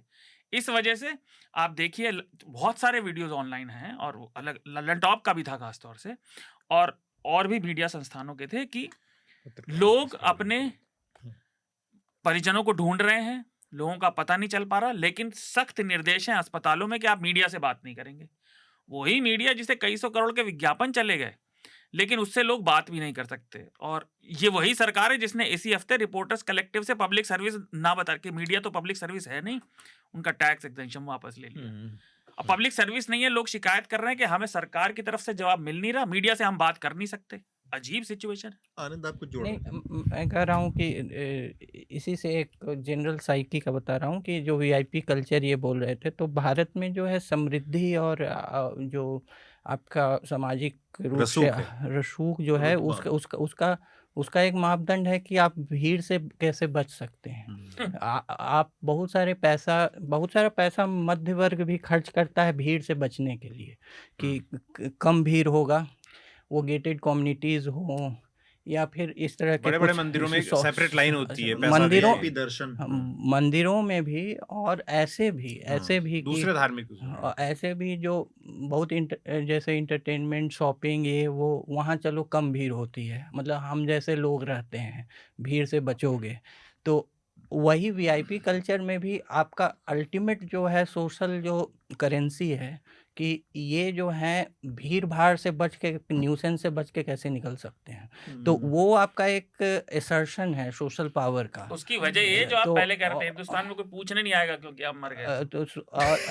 तो दूसरी बात है, ये जो सोशल मीडिया पर जो है, जो टिकटॉकाइजेशन हुआ है कोई भी इवेंट का, इन्फ्लुएंसर वाला, हाँ, वो भी जो है, आप वो इन्फ्लुएंसर है, तो वो वहाँ जो है वो इवेंट इम्पोर्टेंट नहीं है, हम यहाँ हैं ये इम्पोर्टेंट है। मैं स्टार हूँ और मैं प्रयागराज में हूँ, ये इम्पोर्टेंट है। ये बहुत अलग नहीं है जब आप परिवार के साथ झेलते हैं, कहीं जाते हैं, अपने को डॉक्यूमेंट करना कि मैं तो जाते हैं आप कहीं घूमने, तो पहले ट्वीट कर देते हैं, नहीं, वो पर्यटन अब इम्पोर्टेंट नहीं है, चीजें देखते नहीं है लोग। हम यहाँ मौजूद हैं, हम अपने को प्रकट यहाँ किए हैं, ये ज्यादा जो आप साइकी की बात कर रहे थे ना आनंद, उसमें एक उस साइकी का लेना देना, मतलब वो बहुत डीप, जैसे आपने कहा कि मास साइकी कैसे वो करती है, कि वो कैसे भीड़ को मतलब एक्सट्रीम पे चली जाती है, उसी से जुड़ा ये भी सवाल है कि ये जो वीआईपी कल्चर है ना, यहाँ पर जो भीड़ से बचने का इतना ज़्यादा डीप रूटेड है ना हमारे यहाँ, सोशल जो स्ट्रक्चर है वो, उसमें आपका कास्टिज्म भी जुड़ेगा, उसमें आपका सामंतवाद भी जुड़ता है, उसमें हर आदमी अपने को एक दूसरे से ऊपर रख के देखने का इतना आदी होता है कि वो वहाँ पर इतनी बेशर्मी से, और कहाँ पर, मतलब जो आदमी धर्म के मंच पर भी एक साथ नहीं खड़ा हो सकता, दूसरे के साथ खड़ा होने में उसकी इज्जत जाती है, उसको लगता है कि वो बाकियों से श्रेष्ठ है, तो उसके लिए वीआईपी घाट बनेगा, मंदिर में जाएगा तो उसके लिए अलग से लाइन लगा के वीआईपी दर्शन होगा। ये कहाँ पे हो सकता है? क्योंकि मतलब इंडियंस के अंदर ये भरी हुई चीजें हैं कि हम बाकियों से थोड़ा श्रेष्ठ हैं या थोड़ा सा अलग डिजर्व करते हैं। ये चिरकुटाई का मतलब वो जो लिमिट है ना, उसका प्रकटीकरण है वीआईपी कल्चर के रूप में। आकांक्षा मैं जानना चाह रहा हूँ, जब ये सब कुछ हो जाने के बाद अब ये कहा जा रहा है कि वीआईपी कल्चर के ऊपर बड़ा रोक लगा दी गई है। क्या रोक लगाई गई है? कुछ ऐसा दिख रहा है? क्योंकि मैं वीआईपी वाला जो मोमेंट है जो इस स्टैम्पीड से जुड़ा है उसके बारे में भी मेरे पास कुछ इन्फॉर्मेशन है जो मैं इसके बाद शेयर करूँगा। लेकिन पहले मैं जानना चाह रहा हूँ कि अभी के क्या हालात हैं? क्या वास्तव में कुछ रोक-टोक लगी है या ये इसका लेना-देना उस इस घटना से है कुछ वास्तव में? अखबारों में तो बड़ा आ रहा है कि हाँ। रोक लगी है। यानी क्या गाइडलाइंस बना नहीं दिए योगी जी ने अब? सर ये जैसे जो शार्दुल कह रहे थे, मैं शार्दुल से बिल्कुल सहमत हूँ कि जो यहाँ पर वीआईपीज़ का इन आगमन हुआ है और उनको बहुत तरजीह दी गई है, उसके वजह से काफ़ी ज़्यादा ट्रैफ़िक जैम हम लोगों को शहर में देखने को मिल रहा था, महीने 2 महीने महीने भर पहले से ही। जितने भी इंटरकनेक्टिंग रोड्स हैं, जो भी मेला क्षेत्र की तरफ ले जाती हैं, और मतलब मेरा जो घर है वो खुद संगम से 3-4 किलोमीटर है, तो हम लोगों के लिए मतलब हम लोग की नॉर्मल जो भी एक्टिविटी है, it has come to a standstill, क्योंकि हाँ। हमें नहीं पता कि हम कहाँ अभी जाम में फँस जाएँगे। और जो सिटी का इंफ्रास्ट्रक्चर है, इलाहाबाद एक टियर 2 सिटी ही रहा है, जी। तो इस बड़े धार्मिक आयोजन के लिए सिटी के इंफ्रास्ट्रक्चर को किसी भी तरीके से रिवैम्प नहीं किया गया था। और जैसा कि मैंने पहले भी कहा था कि ये पूरा आयोजन एक मेकशिफ्ट टेंट सिटी में किया गया है, जो 4000 एकड़ में फैला गया है। हुँ। इन्होंने किया क्या, केवल चौराहों का सौंदर्यीकरण हुआ है। अगर आप रेलवे स्टेशन से उतर के मेला की तरफ जाएँगे, तो शंख रूपी, मतलब कितना इमेजिनेशन यूज़ किया गया कि शंख रूपी लाइट्स आपको सारे लैंप पोस्ट में दिखेंगे। हुँ। अ, लेकिन सड़कों का कोई चौड़ीकरण या सड़कों का इंफ्रास्ट्रक्चर कहीं से कोई चेंज नहीं हुआ, या कोई नया फ्लाईओवर शहर में नहीं बना है। हुँ। वो जो लोग निकल रहे हैं वो उसी पुराने इलाहाबाद के लीडर रोड से ही स्टेशन से होते हुए मेरा क्षेत्र की तरफ बढ़ रहे हैं। और ये हुँ। तो खुद मैंने काफ़ी वीडियोज़ रिकॉर्ड किए हैं, और काफ़ी वीडियो सोशल मीडिया पर भी आए हैं कि लाल बत्ती, नीली बत्ती की गाड़ियाँ जो आ रही थी, जो पूरा उन लोगों का कॉन्वॉय था, उससे ट्रैफिक जैम सिटी में भी एविडेंट था, और ट्रैफिक जैम एविडेंट था even with in the Mela area. क्योंकि अब जो साधु बाबा हैं, उनको भी एक तरीके से कुछ-कुछ जो स्पेशल जो भी उनका प्रोटोकॉल हो, तो मैं देख रही थी कि कई ऐसे भी रिलिजियस फिगर्स थे जिनको हूटर वाली गाड़ी दी गई थी, और उनके लिए भी तुरंत पुलिस बैरिकेड हुँ। लगा के आम जनता को रोकती थी, और ऑफ कोर्स उनको फैसिलिटेट करती थी कि आप पहले निकल जाइए। हुँ। क्या इस घटना के बाद suddenly they have changed their attitude? तो इसका जवाब ना है। हुँ। क्योंकि 29 तारीख को जिस दिन की ये घटना है, आप सोचिए कि 8 से 5-6 घंटे हुए हैं, मैं उसी घाट पे मौजूद हूँ। अगर ये 2-3 किलोमीटर लंबा घाट है, तो उसी में इन्होंने एक एरिया डिमार्केट किया हुआ है, जो शाही स्नान के लिए जितने भी हुँ। साधु संत हैं, वो जाएँगे। तो वो बल्लियों के माध्यम से और नेट लगा के एकदम क्लियरली उनके लिए पाथ बनाया गया है। पूरे रास्ते में आपको सीआईएसएफ ऑफिशियल दिखेंगे, और वहीं बगल में, मतलब 1 दिन बाद भी मैं खुद संगम घाट तक नहीं पहुँच पा रही थी, इतना ज़्यादा हुँ। अफ़रा-तफ़री का माहौल था। मतलब मुझे लगा कि मैं दब जाऊँगी अगर मैं अब आगे बढ़ूँगी, क्योंकि घाट पे इट इज़ स्टिल लाइक कि a sea of 2000 3000 people, they just come down to the Ghat, and जब तक वो निकल के वापस आए, तब तक एक 2000 3000 लोगों का जत्था फिर से अलग से तैयार है पहुँच गया। घाट की तरफ आने के हुँ। लिए। तो घाट पे मैनेजमेंट में कहीं कोई सुधार नहीं है सर। हुँ। और एक जो दूसरा आपने जो वीआईपी वाली हाँ। ही जो बात कही, उसी पर एक जो पॉइंट है कि काफ़ी ज़्यादा जो पुलिस महकमा है, जो मुझे समझ में आया, वो भी इनके सिक्योरिटी में इतना ज़्यादा हुँ। इन्वॉल्व हो गया या फिर डिप्लॉय किया गया है कि इवन आफ्टर द इंसिडेंट केवल बल्लियों के माध्यम से, मतलब ये 2025 में हम बैठे हैं, और महाकुंभ के एरिया में अभी भी बल्लियों से वो एक पिकेट पॉइंट्स बना के वो ऊपर बैठ के देख रहे हैं। इनफैक्ट मैंने 1-2 पुलिस कर्मियों से भी पूछा, एक जो मेला प्राधिकरण से जुड़े एक एसडीएम है, उनसे भी मैंने पूछा कि सर, कहीं न कहीं आप ये तो मानेंगे कि संख्या में जितने डिप्लॉय होना चाहिए वो उतना नहीं थे।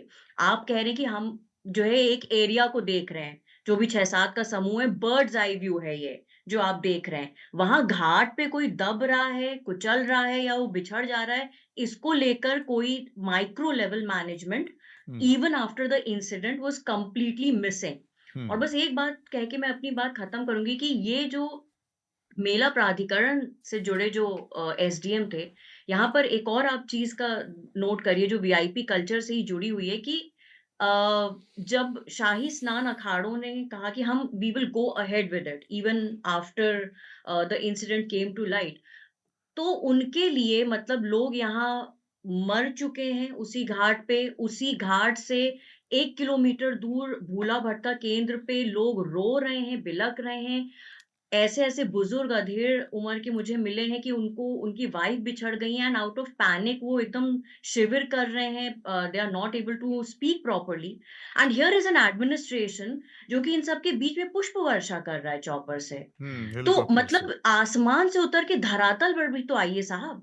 और हम्म, अगर आपने जो ये बल्लियां ये लगाई हुई हैं साधु संतों के एरिया को डिमार्केट करने के लिए, नेट लगा हुआ है और चप्पे चप्पे पर सीआईएसएफ ऑफिशियल उनको ये इंश्योर कर रहे हैं that they take a bath in the river comfortably, तो आपने 7,000 करोड़ में कुछ और करोड़ लगा के केवल बल्लियां ही लगा के अगर ये रोज कर देते उस घाट एरिया में तो शायद ये इंसिडेंट ना होता।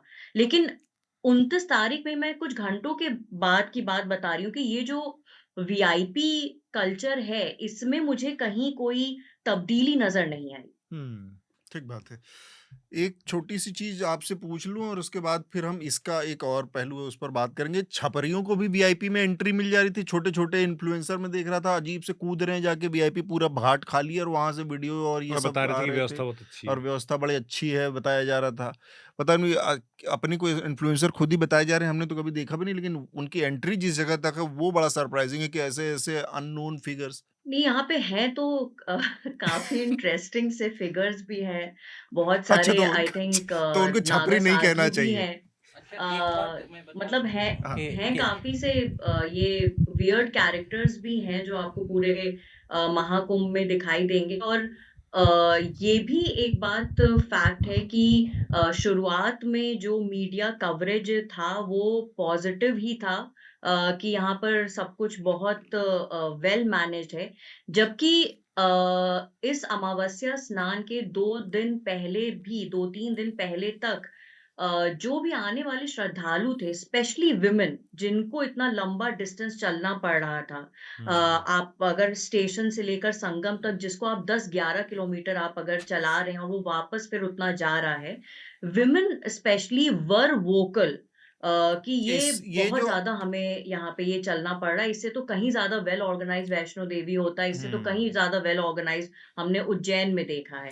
ये आकांक्षा मैं अ, इस पर बात करूंगा। मेरा एक्चुअली यही अगला सवाल था, लेकिन आनंद एक बार कंप्लीट कर लें। मैं तो इसमें थोड़ा और डिटेल में मुझे बात करनी है। हाँ आनंद, आपको जोड़ रहे थे।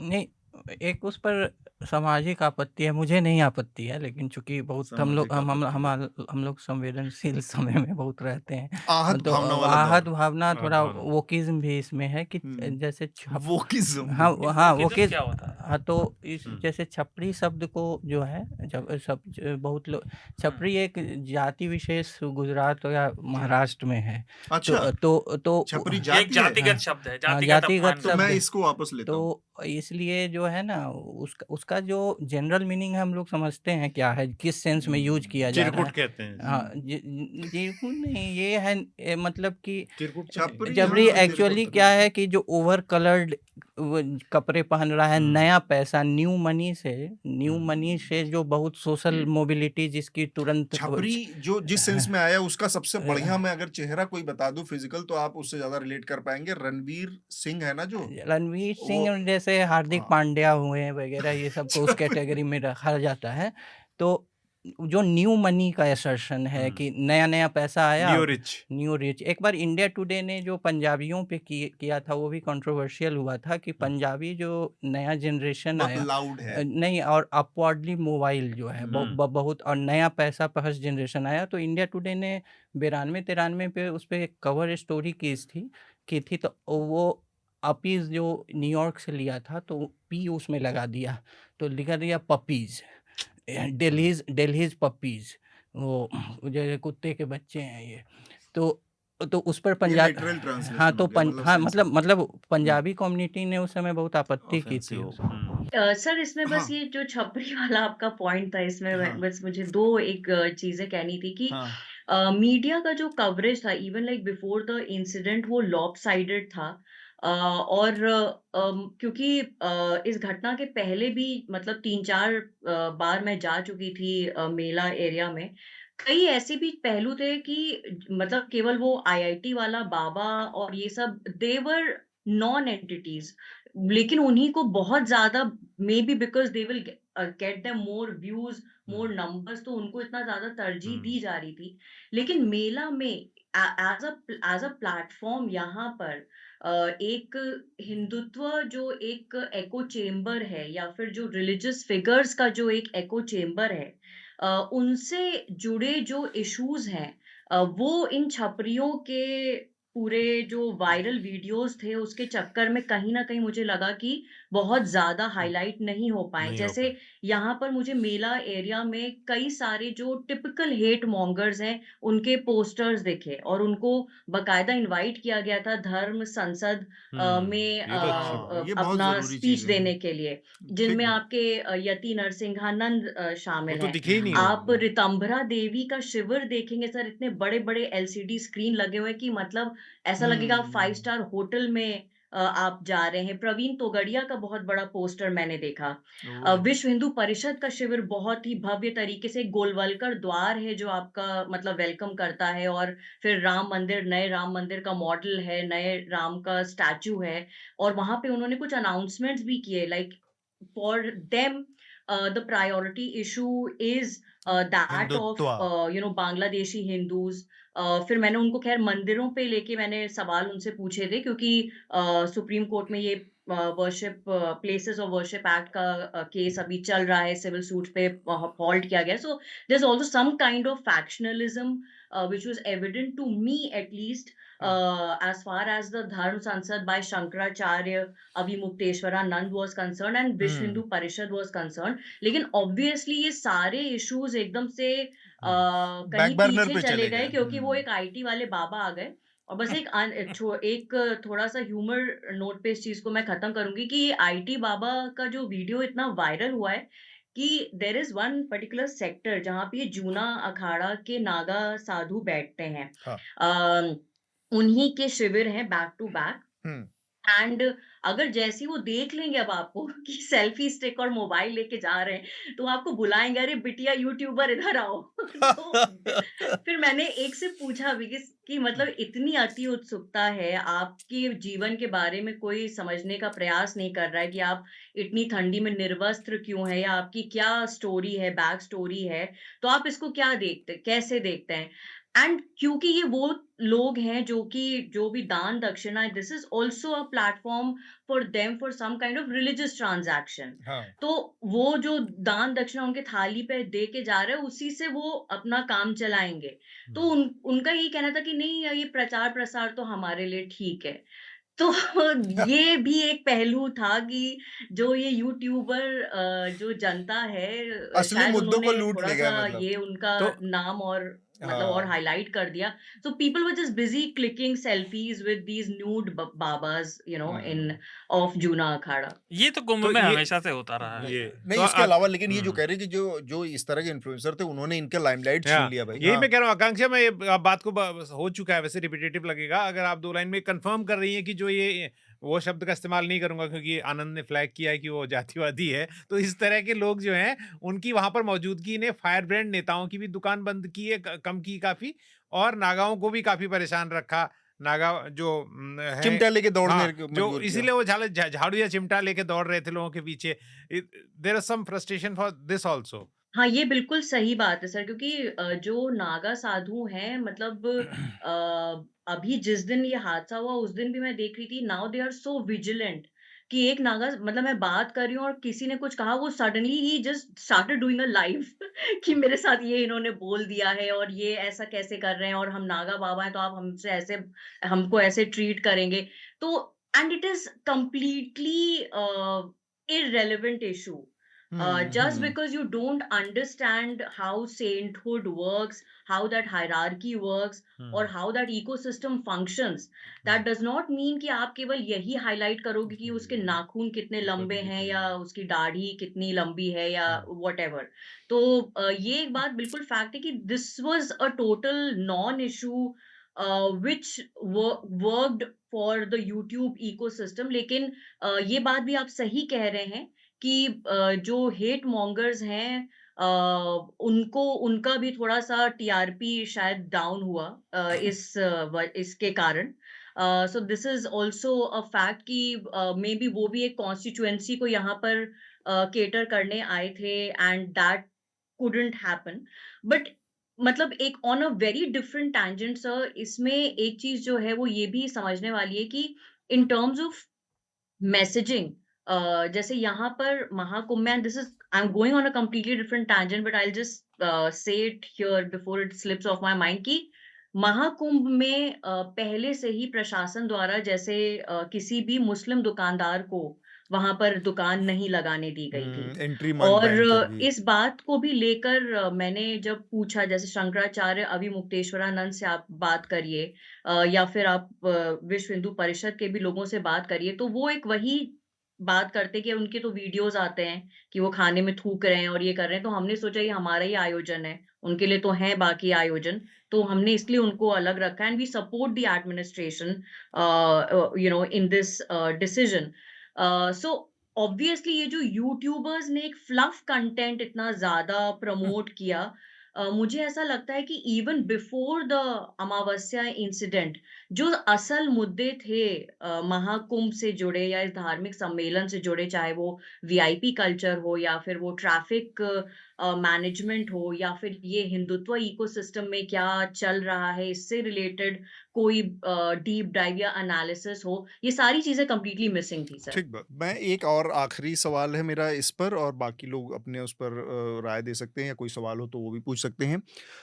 थोड़ा-सा पहले की बात करते हैं, जो 29 तारीख को घटना हुई है रात में 1-2 बजे के बीच में। उससे पहले जो हम बार-बार वीआईपी कल्चर की बात कर रहे हैं, उससे पहले क्या हुआ?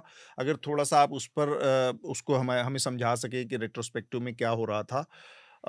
27 तारीख को यानी घटना मौनी अमावस्या का जो मैंने शुरुआत में ज़िक्र किया कि इतना इम्पोर्टेंस है कि लोग बहुत दूर-दूर से पहले से आने लगते हैं।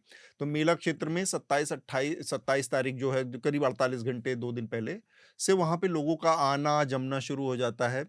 तो 27 तारीख वो दिन था। अगर मैं गलत नहीं हूँ तो उसी दिन अमित शाह का वहाँ पर 27 तारीख को वीआईपी मोमेंट था। जी। अमित शाह के साथ चूँकि उनका, चाहे आप उनका जो रुतबा है, उनका जो मंत्रालय है, और उनके साथ जो थ्रेट परसेप्शन जुड़ा हुआ है, जो उनके साथ खतरे की वो संवेदनशीलता है, उसको देखते हुए चाहे जो भी वजह रही हो, 27 तारीख को आप सुबह से देखेंगे, जिसका ज़िक्र थोड़ा-सा आकांक्षा ने किया, कि किस तरह से लोगों को 11-11, 12-12 किलोमीटर तक पैदल चलाया जा रहा था, कि वो लोग स्टेशन से निकल के और भटक रहे हैं। उसकी बड़ी वजह ये थी कि उस थ्रेट परसेप्शन के मद्देनज़र ज़्यादातर पैंटून ब्रिज 27 तारीख को बंद थे। ये अमित शाह की बात है। उसी दिन बाबा रामदेव आ रहे हैं। उसी दिन के आसपास कुछ और छोटे-मोटे बहुत सारे वीआईपीज़ मूवमेंट हैं। जब 2 दिन बाद आपका इतना बड़ा जनसैलाब आने का है, तब 2 दिन पहले पूरा का पूरा पुलिस प्रशासन का फ़ोकस है कुछ वीआईपीज़ की व्यवस्था करने में, उनको सुरक्षित स्नान करवाने, नहलाने-धुलाने और वापस भेजने में। ज़ाहिर-सी बात है, ये बहुत बड़ा डिस्ट्रैक्शन है। एक अभी बीच में छोटी-सी चीज़ आई कि नेहरू के समय में भी हुआ था, और 2019 के चुनाव से पहले प्रधानमंत्री नरेंद्र मोदी ने चुनावी मंच से बहुत ब्लेटेंटली कहा था कि नेहरू की वजह से स्टैम्पीड हुआ, जिसमें हज़ारों लोग मारे गए। मैं अपने, ये प्रधानमंत्री नरेंद्र मोदी के शब्द हैं, जिसमें हज़ारों लोग मारे गए थे, और उसके बाद इस खबर को पूरी तरह दबा दिया गया, मीडिया मैनेजमेंट किया गया, जो कि पूरी तरह सरासर झूठ बात है। प्रधानमंत्री पंडित जवाहरलाल नेहरू एक दिन पहले मुआयना करने गए थे उस पूरे इलाके का, और एक दिन पहले वो वापस दिल्ली आ गए थे। उसके अगले दिन वहां पर स्नान करने के लिए लोग गए थे। वहां पर अलबत्ता डॉक्टर राजेंद्र प्रसाद थे, और वो भी एकदम वहां पर नहीं थे, वो कुछ दूरी पर थे, वहां पर जो स्टैम्पीड हुआ उसके बाद। इन सब के बावजूद पंडित नेहरू ने संसद में जवाब दिया था, लोगों ने उनको घेरा था, इस अव्यवस्था के लिए। आज की तारीख में किसी एक नेता के अंदर ना इतना नैतिक साहस है और उल्टे इतनी थेथरई और बेशर्मी है कि उसको किसी को जवाब देने की ज़रूरत भी महसूस नहीं होती है। वो किसी संसद में आके, किसी असेंबली में जाके जवाब देने की भी वो नहीं महसूस करता। ये आज की स्थिति है यहाँ पर। वहाँ पर वो नेता खड़े होके इतने बड़े-बड़े दावे कर रहे थे। आज 40, 50, 60, 70, 80 लोग, मुझे नहीं पता क्या नंबर है, लोग मर गए हैं। ये नेता पूरी तरह से गायब है। 4 दिन बाद फिर आके आपको यही थेथरई। क्या चल रहा था उसके पहले का? क्या ये सारी चीज़ें, ये जो सारे वीआईपी मोमेंट थे, इन्होंने यात्रियों का जो स्मूथ आवागमन था उसको बाधित किया, जिसकी वजह से ये स्वेल अप बहुत बढ़ा और जिसकी वजह से ये स्टैम्पीड की एक बैकग्राउंड तैयार हुआ? सर, ये पॉन्टून ब्रिज जो बंद होने की बात है, ये बिल्कुल सही है और 27 तारीख को मैं भी थी वहाँ पर मेला एरिया में, तो ये पॉन्टून ब्रिज बंद थे कुछ। और पॉन्टून ब्रिज केवल 27 को ही नहीं बंद हो रहे थे, जब-जब भी मुख्यमंत्री आते थे, कोई हाँ, भी तब भी किसी बंद हो भी जाता था। क्योंकि इसी के ही आस-पास उन्होंने अपनी कैबिनेट मीटिंग भी कर ली है पूरी जी, महाकुंभ जी। में, तब भी सारे पॉन्टून ब्रिज एक्सेसिबल या ओपन नहीं थे पब्लिक के लिए। और उनको डाइवर्ट किया जाता था एंड ऑब्वियसली अगर आप डाइवर्ट कर रहे हैं ये जो पॉन्टून ब्रिज बनाए गए थे वो यही थे कि उनको डिफरेंट ग्रुप्स में स्प्लिट किया जा सके, जी। लेकिन आप उनको सबको एक ही डायरेक्शन में डाइवर्ट कर रहे हैं तो ऑब्वियसली वो जो क्राउड स्वेलिंग की आप बात कर रहे हैं वो बढ़ेगा। लोग बहुत ज़्यादा संख्या में आना शुरू हो गए थे 28 के ऑनवर्ड्स ही। और जो और हर कोई इन्होंने शिविर बनाए हुए थे, काफ़ी सारे रेस्टिंग शेल्टर्स भी बनाए गए हैं मेला एरिया में, लेकिन हर कोई वहाँ पे ना रुक रहा था, ना जानकारी थी और कई लोग वो सीधे पहुँचे हैं संगम घाट पे। संगम घाट में जो पूरा एक रेतीला इलाका है, उसमें इन्होंने काफ़ी दूर तक मेरा अंदाज़ा है करीब 1 किलोमीटर दूर तक इन्होंने बहुत मोटी मतलब लेयर पुआल की बिछाई हुई है। हाँ। तो उससे वहाँ पर जो लोग आए थे क्योंकि अमावस्या स्नान का भी एक टाइम था और जो मानते हैं उनके लिए यही था कि हमें रात में इतने बजे से लेके सुबह 6 बजे के पहले-पहले नहा लेना है। We have to take that dip. तो जो हम प्रत्यक्षदर्शियों ने बताया है और आई विटनेसेस के थ्रू जो टाइमलाइन समझ में आया है वो यही है कि रात के 10 बजे के बाद से ही भीड़ बहुत ज्यादा बेतहाशा बढ़ने लगी थी, स्पेशली अराउंड संगम घाट। वहां पर माइक्रोफोन से स्पीकर्स पे ये अनाउंस किया गया, जो लोग आ रहे थे उनका ये था कि अब हम यहीं बैठ जाएंगे और हम थोड़ी देर सोएंगे, आराम करेंगे, स्नान करके हम चले जाएंगे। लेकिन the crowd kept on swelling in those intermittent hours till 1 a.m. or 2 a.m. when the stampede actually happened. वहाँ पे जो लोग हैं, जैसे एक सफाई कर्मचारी है जिसकी सुबह 2 बजे तक की ड्यूटी थी, उसने ये बताया कि लोग अनाउंसमेंट किया गया पुलिस द्वारा कि आप लोग उठिए यहाँ से। हुँ। वो जनता लेकिन उठी नहीं। हुँ। वहीं पर बल्लियों से उन्होंने वो एरिया थोड़ा-सा जो डिमार्केट किया था, वहाँ पे भीड़ बढ़ती रही। भीड़ जब बहुत ज़्यादा बढ़ गई, जो एक पुलिसकर्मी ने मुझे बताया और इसमें भी the version by the state is questionable. इनका ये कहना है कि बल्लियाँ जो तोड़ी गई हैं, वो जो लोग थे, जो श्रद्धालु थे, वो भीड़ इतनी ज़्यादा बढ़ गई थी कि वो तोड़ के आई है और इन लोगों को कुचलते हुए निकल गई है वहाँ हुँ। पर और अफ़रा-तफ़री का माहौल मचा है। इसका जो दूसरा वर्ज़न है, वो भी जो एक बातचीत के दौरान एक पुलिसकर्मी के थ्रू सामने आया, वो ये है कि भीड़ इतनी ज़्यादा अनकंट्रोलेबल थी कि वो बल्लियाँ इन्होंने खुद ही खोली। और ये वर्ज़न मुझे एक और मीडिया कर्मी ने भी कन्फर्म किया जो कि वहाँ पर थे, मौजूद थे और एक डॉक्यूमेंट्री बनाने के लिए he was on the spot and he was on that vantage point जो बल्लियों के द्वारा इन्होंने बनाया, तो वो अपना कैमरा लेके वहाँ पे खड़े थे। बल्लियाँ तोड़ी गईं या हटाई गईं by the administration to control the crowd. हुँ। वो जो बेतहाशा क्राउड था, वो इन लोगों के ऊपर चढ़ता हुआ आगे बढ़ और गया। इनको हुँ। रौंदता हुआ चला गया है। और ठीक। फिर वहाँ पर पर्याप्त मात्रा में ना तो सीआईएसएफ ऑफिशियल मौजूद थे और ना ही उत्तर प्रदेश की पुलिस मौजूद थी। हुँ।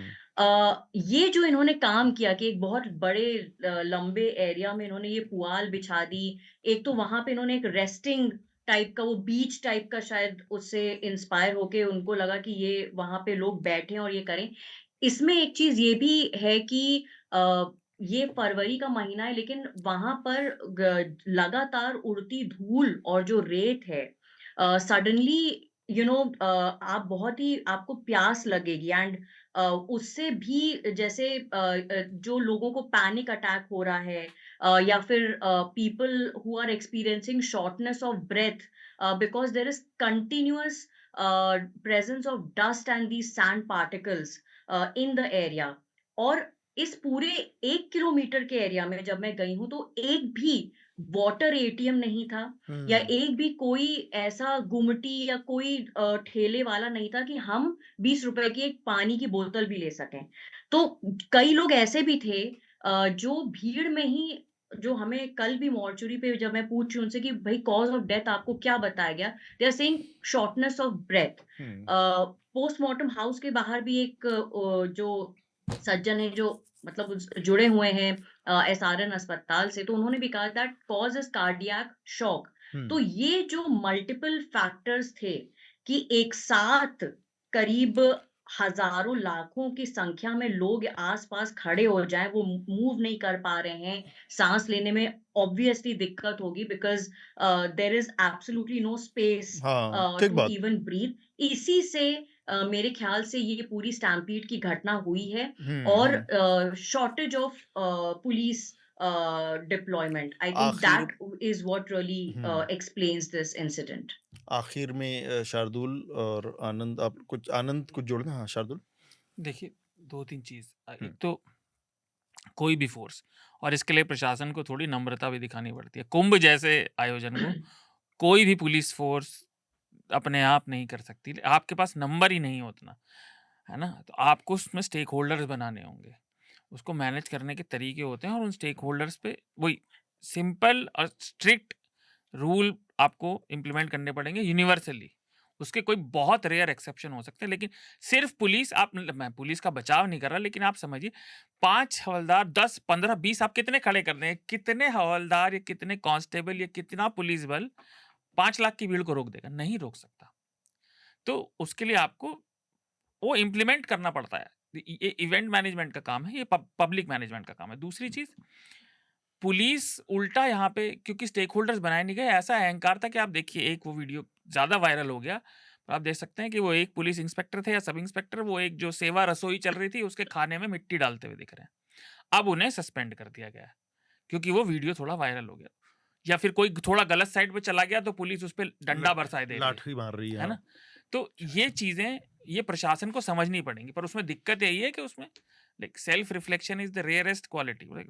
अपनी सच्चाई स्वीकार करनी पड़ेगी आपको, अपनी लिमिटेशंस। वह हाँ और कंप्लीट कर लीजिए। एक इससे थोड़ी सी अलग बात है कि कितनी बार हम ये देख चुके हैं अलग अलग जगह, पुलिसिंग और वीआईपी सिक्योरिटी के विभाग को अलग कर देना चाहिए। इनके स्किल सेट अलग है, इनके डिमांड अलग है।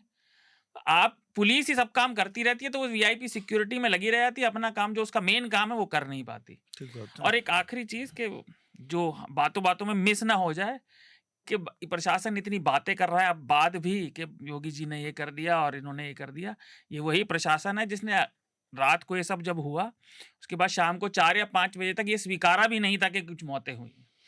15 घंटे, करीब 12-15 घंटे तो उन्होंने स्वीकार करने में लगा दिया कि कोई मरा भी है। अभी तक ये तो बड़ी बड़ी शर्म की बात है, अभी तक 48 घंटे से ज्यादा हो चुका है इस घटना को, अभी तक मृतकों की लिस्ट जारी नहीं किया है प्रशासन ने, जो कि अपने आप में ये बेशर्मी है प्रशासन की। और ऊपर से अभी से आर्ग्यूमेंट आने शुरू हो गए हैं कि देखिए ये तो होता ही है, कुंभ में लिस्ट मरने क्यों नहीं वाला आई? कई मोक्ष बाबा है। ये भी बता रहे हैं कि मोक्ष की हाँ, प्राप्ति हुई वो है। तो जैसा बेशरम आपने आदमी है वो। नहीं मतलब ये भी है, इस पे हमें कोई, हमारे पास कोई इसका सबूत नहीं है, लेकिन इस तरह के बयान दिलवाकर एक तरह से नॉर्मलाइज भी किया जाता है चीजों को, इनकॉम्पिटेंस को। लेकिन मैं जो बात कहने के लिए बहुत देर से इंतजार कर रहा था वो ये कि जो मैंने पहले भी कहा उसको मैं ज्यादा यहाँ पर जोर से अंडरलाइन करना चाहता हूँ, वो ये कि ऐसा नहीं है कि लोग अव्यवस्था के बारे में बोल नहीं रहे थे, उसकी रिपोर्टिंग नहीं हो रही थी, राइट। और गाहे बेगाहे कुछ जो यूट्यूबर या कुछ है उनके पीछे वो लोगों को वो जो है बोलते हुए समस्या के बारे में, परेशानी के बारे में, एक महिला कह रही है कि मत आना यहाँ कभी भी, अब यहाँ मौनी अमावस्या में यहाँ बहुत बुरा हाल है, और वो प्रधानमंत्री को और मुख्यमंत्री को भला बुरा भी कह रही है। तो ऐसे वीडियो आ रहे थे, इसका मतलब ये है कि कोई दबाव मेन स्ट्रीम मीडिया की ओर से नहीं बनाया जा रहा था। और आखिरी बात ये कि मीडिया से हमारा, जैसे आकांक्षा इतने विस्तार से हमें यहाँ पर समझा रही हैं, इतनी लो हमारी एक्सपेक्टेशन है कि जो अपना नॉर्मल काम कर रहे हैं उसकी ऐसी तारीफें हो रही हैं, जैसे मतलब हमने कितने समस्याओं वाले इलाकों में जाकर ऐसी रिपोर्टिंग की है जहां पर समस्या बहुत सारे लोगों ने, किसी एक व्यक्ति ने नहीं, ठीक है, लेकिन वो ये कहना कि भैया ये बहुत जबरदस्त हो गया, मतलब और ये नॉर्मल काम है मीडिया का, ये बताना। और अब जाके जब पूरी आपदा हो चुकी है, किसी भी डिजास्टर को होने से रोकने का, डिजास्टर मैनेजमेंट का बेस्ट तरीका ये है कि वो डिजास्टर को होने ही ना दिया जाए। तो उस पर आप पूरी तरह से नाकारा रहे, और अभी जो है इस तरह से पीठ थपथपाई जा रही है जरा सी बात की, जबकि अभी बहुत सारी परतें खरोची जानी और उघेड़ी जाने बाकी है। ठीक बात है। और ये जो मौतों के नंबर्स को लेकर ये उनका शायद जो भी, मतलब कई बार तो लगता है कि इतने क्षुद्र, इतने ओछे हित हो सकते हैं किसी को, कि एक कोई बता रहा था कि इनका सारा जोर फिलहाल इस बात पर है कि जो पिछला वाला कुंभ हुआ था जब समाजवादी पार्टी की सरकार थी उस समय 2012 में, तो उस समय रेलवे स्टेशन पे एक स्टैम्पीड हो गया था। और उसमें मर गए थे लोग, 35-36 लोग मर गए थे, या 36। इनका सारा जोर है कि उससे नीचे ही नंबर दिखाना है। अब अगर ये सोच, मुझे नहीं मालूम, लेकिन मैं इसमें एक बात आपको बताऊं कि जब केदारनाथ में इतना बड़ा डिजास्टर हुआ था, और जिसका ऑफिशियल फिगर अभी तक विधानसभा में, जब तक मैं उसे लगातार चेक करता रहता हूँ, 4-4.5 ऑफिशियल फिगर बताते हैं। मैं जानता हूँ एज ए रिपोर्टर नंबर ज्यादा था बहुत, लाशें हरिद्वार के नीचे तक आके मिलती रही। तब भी ये कह रहे थे, और मैंने वहां से लाइव इस बात को बताया था कि सरकार ये कह रही थी, जब मैं अपनी आंखों के सामने देख रहा हूं कि लोग फंसे हुए हैं, उनकी लाशें जंगलों में मिल रही है, सरकार नीचे कह रही थी कि रेस्क्यू ऑपरेशन पूरा हो चुका है। तो और उस वो कांग्रेस की सरकार थी, केंद्र में भी, राज्य में भी विजय बहुगुणा मुख्यमंत्री हुआ करते थे उस समय। तो ये सरकारों की और ये पुरानी आदतें हैं कि वो चीजों को they rub, they sweep the dust under the carpet जिसे कहते हैं। तो ये हम उसका एक और नमूना देख रहे हैं। बस आखिर में एक चीज़ और, एक छोटी सी और इन्फॉर्मेशन है, मैंने जिसका जिक्र किया कि जो ज़िले इलाहाबाद को आते हैं, इन ज़िलों में क्राउड मैनेजमेंट का एक सीनियर IPS अधिकारी हैं, उन्होंने मुझे बताया कि आमतौर पर ये होता था कि इन सारे ज़िलों की सीमा पर पिकेट्स बनाए जाते थे, महाकुंभ में बनाए जाते हैं, अब इस बार बने कि नहीं। तो वहाँ से क्या होता था कि एक मोटी मोटा rough idea in 5 major entry points पर होता था कि कितनी गाड़ियाँ अंदर जा रही हैं और कितनी गाड़ियाँ बाहर निकल रही हैं। ये एक मोटी मोटा, और ये उन 5 जिलों के DM, 5 सातों, और प्लस इलाहाबाद कुंभ का प्रशासन प्लस इलाहाबाद का शहर का प्रशासन मिलकर आपस में कोऑर्डिनेट करते थे। इससे उनको एक आइडिया रहता था, और वहाँ पे इन हर जिलों के बॉर्डर पे गाड़ियों को पार्किंग का, 1000-5000 गाड़ियों की पार्किंग का, उनके लिए ठहरने का, जैसे बेसिक सुविधाएं कि शौचालय है और रिफ्रेशमेंट जैसी चीज़ें हैं, ताकि लोग वहाँ पर रुक के ठहर सकें या अपने ज़रूरत की चीज़ें खरीद सकें। तो वो उसका पर्पस सिर्फ इतना होता था कि 10,000 गाड़ियां अंदर जा चुकी हैं, आई सिर्फ 2,000 गाड़ियां हैं, तो इसका मतलब कि वहां पर 8,000 गाड़ियां ऑलरेडी पैक हैं, तो अब उससे ऊपर नहीं जाना चाहिए, तो यहाँ ब्लॉक कर दो। तो यहाँ ब्लॉक करोगे तो जो लोग यहाँ तक आएंगे वो यहाँ पर घूम फिर टहल फिर के, फिर स्पेस होगी तो आगे बढ़ेंगे, नहीं तो वापस करेंगे।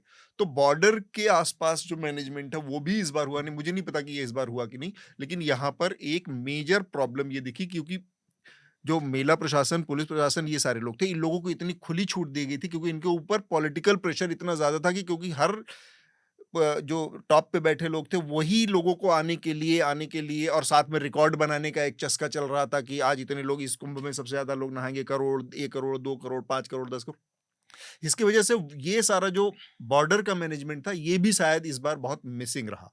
ये एक चीज सामने निकल कर आ रही है। तो ये अब तक की थोड़ी बहुत हमारी जो जानकारी थी उस पर कुंभ में हुए इस हादसे पर हमारी बातचीत थी। हम इसको और भी फॉलो करेंगे। आकांक्षा और बसंत भी वहाँ से रिपोर्टिंग कर रहे हैं इलाहाबाद से, तो ये लोगों की रिपोर्टिंग आपको आने वाले दिनों में न्यूज़ लॉन्ड्री पर देखने सुनने को मिलेगी। पढ़ें आप, और न्यूज़ लॉन्ड्री को सब्सक्राइब करके इन चीज़ों को पढ़ें। आगे बढ़ने से पहले हम एक हमारे सब्सक्राइबर्स का पत्र है, वो पत्र पढ़ेंगे और उसके बाद हम आगे बढ़ेंगे। शार्दुल, ये पत्र आपको लक्षित है, तो आप ही इसको पढ़कर बताएं। नहीं, सिर्फ मुझे नहीं है, सबके लिए। हाँ, इलेक्ट्रॉनिक पत्र। तो जुगराज लिख रहे हैं कि death penalty as a form of punishment goes against justice and reform. The culprits are an outcome of the society our government is supposed to care and nourish for. Police reforms, as I mentioned last week, is the need of the hour. Sexual torture in police custody as modes of torture has a plethora of examples in India. Police has absolutely no accountability in India and they only serve their political masters. I was saddened to hear, मैंने पिछले हफ्ते कहा था, justify death penalty as legit for some cases. I urge him to listen to Anand's comments on this in Hafta. Another disheartening thing was, I recommended KPS Gill's book a few weeks ago. The man was a mass murderer and responsible for extrajudicial torture and death of thousands. Although he is regarded as a super cop, it's a shameful title. I admire.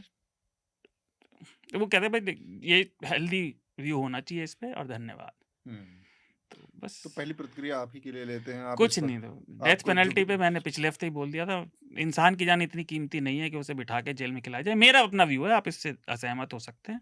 और आनंद वही बात KPS Gill पर भी है, वो उन्होंने जो किया वो आतंकवाद को खत्म करने का वही तरीका था। मुझे उससे कोई ज्यादा दिक्कत नहीं है, आपको हो सकती है। तो बस आनंद नहीं, मतलब डेथ पेनल्टी पर इनसे थोड़ा विपरीत मेरा व्यू हाँ था। हाँ तो वो उन्होंने जैसे पत्र में लिखा है हाँ कि मेरा जो है हफ्ता में है ऑलरेडी, तो फिर से क्या जी दोहराना नहीं होता। फिर दोहरा भी दीजिए, थोड़ा मैंने सा सुना। ब्रीफ में यहाँ पर लोगों के लिए ब्रीफ क्या में दोहरा दीजिए। हमें पता तो रहे, हम मुझे अब नहीं और पता किसी को कि जाके फिर वो देखना पड़ेगा तो।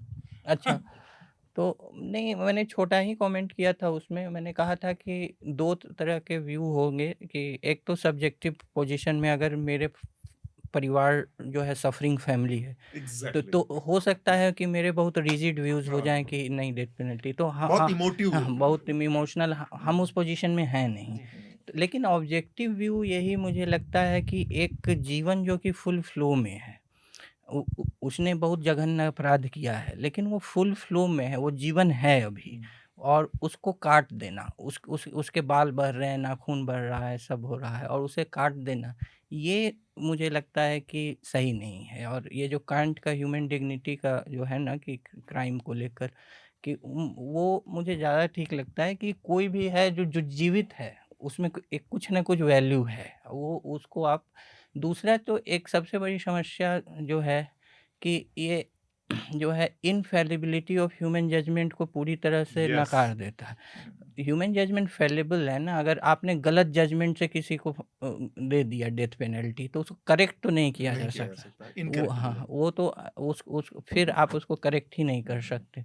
तो हम मान के चल रहे हैं कि हम इनफैलिबल हैं जुडिशियल जो भी डिसीजन है, तो वो भी जो खरा नहीं उतरता है। ठीक बात। और तीसरा इसमें जैसे कि यूरोप वगैरह, यूरोप मेरे ख्याल से बेलारूस को छोड़कर ज़्यादातर कंट्रीज ने यूरोपीय हाँ देशों abolish ने कर दिया एबॉलिश कर दिया है। या और एक छोटा सा तथ्य है कि अक्टूबर 10 को जो है एंटी कैपिटल पनिशमेंट डे मनाया जाता है यूरोप में, अक्टूबर 10 को।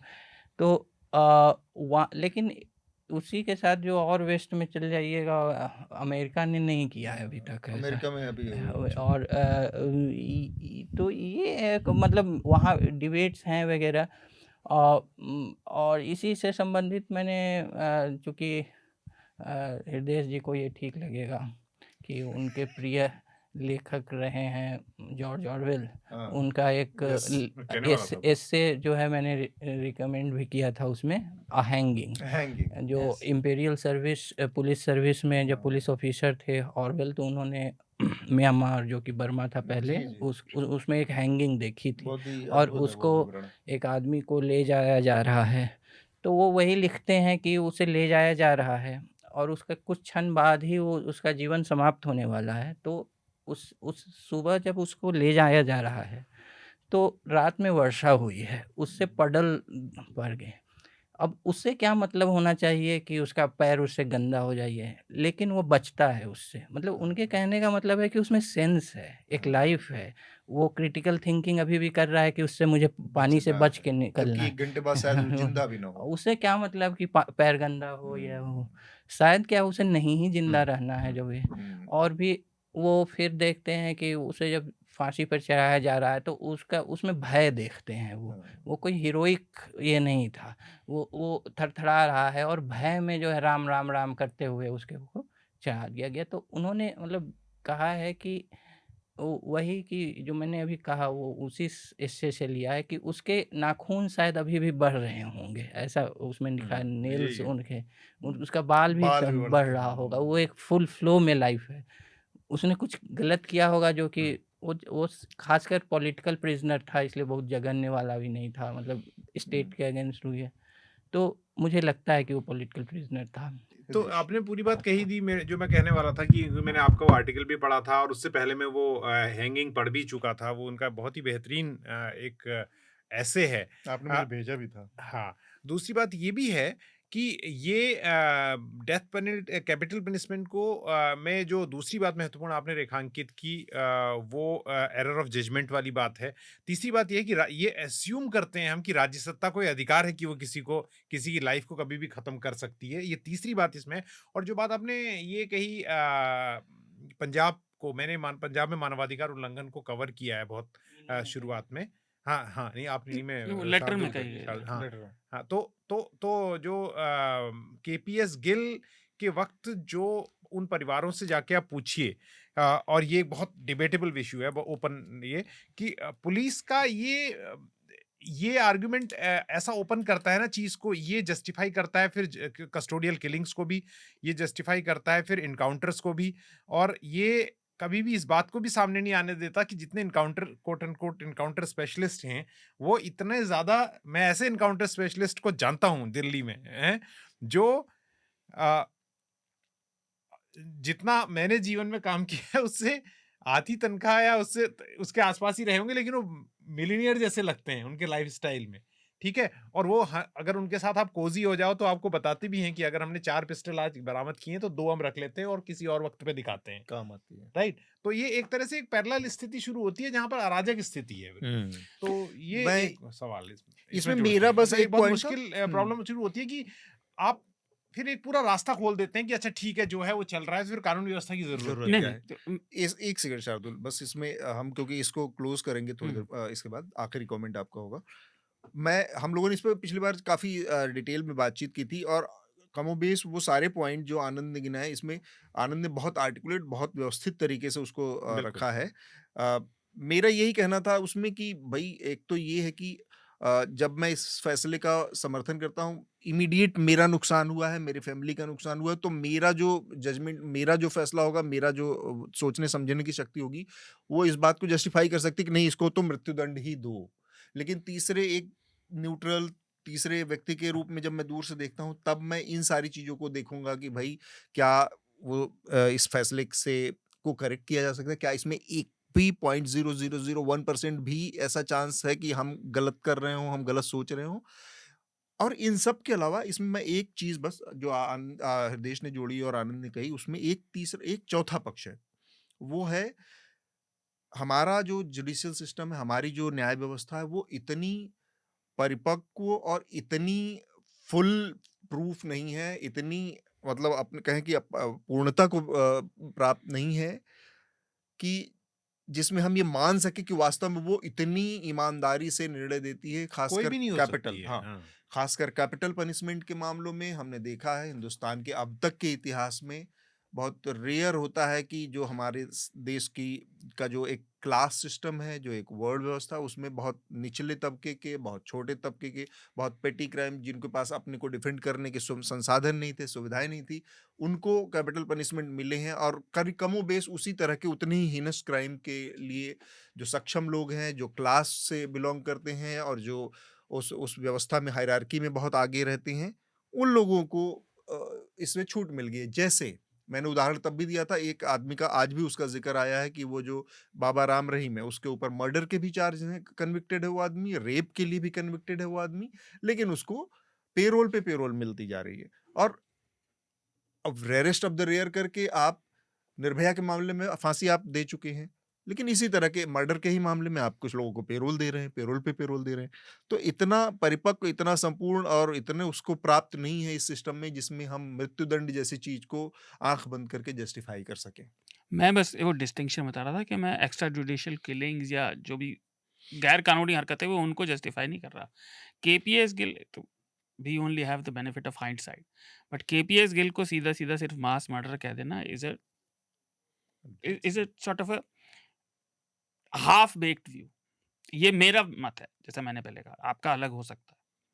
नहीं, ये बात नहीं, मास ठीक है। मर्डर कोई नहीं कह रहा उन्हें। मास नहीं, नहीं, वो यहाँ तो पे कह कहा रहे थे गया, ना, मतलब ये यहाँ कह पर रहे नहीं हैं। है, मतलब वो यहाँ पर पे यहाँ कहा पर। मतलब डर्टी वर्क है वो भी किसी को करता ही करना है पड़ना कोई। पड़ेगा और करना केपीएस गिल के साथ आपको केपीएस गिल को एक एडवांटेज देना पड़ेगा कि वो एक सिस्टम का हिस्सा थे।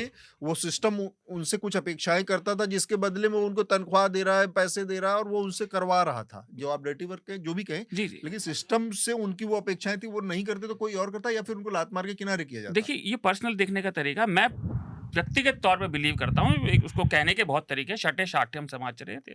आप गैंग्स ऑफ वासेपुर का भी देख सकते हैं, लकड़ बग्गे को मारने के लिए लकड़ नहीं, बग्गा ही छठे चाहिए। साठम समाचारित का इसमें एक बात निर्णय तो करने का बताओ, एक बात केपीएस गिल बताओ, को नहीं एक मिलेगा। बात मैं ये बताओ, नहीं कह रहा, सब मैं कह रहा हूँ, कॉन्सेप्ट है। मैं केपीएस गिल की बात नहीं कर रहा हूँ, मैं कह रहा हूँ हाँ। मुझे वो इसलिए पसंद है क्योंकि मैं उसमें बिलीव करता हूँ। नहीं मैं इस बात विद बता रहा हूँ फॉक्सेस यू मस्ट कि- प्ले फॉक्स। अरे भाई, नहीं, शठ मैं कौन है? बता ये रहा हूँ निर्णय कि केपीएस गिल नहीं मैं करेंगे ये ना। नहीं पुलिस इस पे तो कई फिल्में बनी है, लेकिन अगर किसी ने थोड़ा सा भी क्राइम रिपोर्टिंग की है और अगर टेलीविजन के करियर में रहते हुए कहीं भी रहते हुए आदमी को करनी ही पड़ती है, तो ये साफ पता चलता है कि कैसे ये डर्टी वर्क में पुलिस वाले एक के लिए कॉन्ट्रैक्ट किलर्स की तरह काम करने लगते हैं। ये ऐसा लूर है बिल्कुल, शार्दुल, वो नहीं होना इसमें चाहिए। पुलिस वालों की Slippery कस्टडी में अगर एक slope व्यक्ति है है, तो या। दूसरा गैंग कहता है कि आपको हम ऐसा देंगे, हम आपको खत्म कर दो। तो हाँ। इनकाउंटर कल्चर इज वेरी मैं डेंजरस एनकाउंटर एंड कल्चर की बात नहीं कर रहा। हाँ नहीं, पर वो भी इनकाउंटर कल्चर वही का तो ही हिस्सा उसी का है। पैदाइश है, वही कर रहे थे वो। भाई आप मैंने क्योंकि- क्वालिफाई किया ना, सॉरी, मैंने क्वालिफाई किया ना कि I only have the benefit of hindsight, I am not on the ground, No, है ना। but to say मतलब to kill someone judicially is very I am मतलब- not saying KPS I Gill am के कारण- extrajudicially sir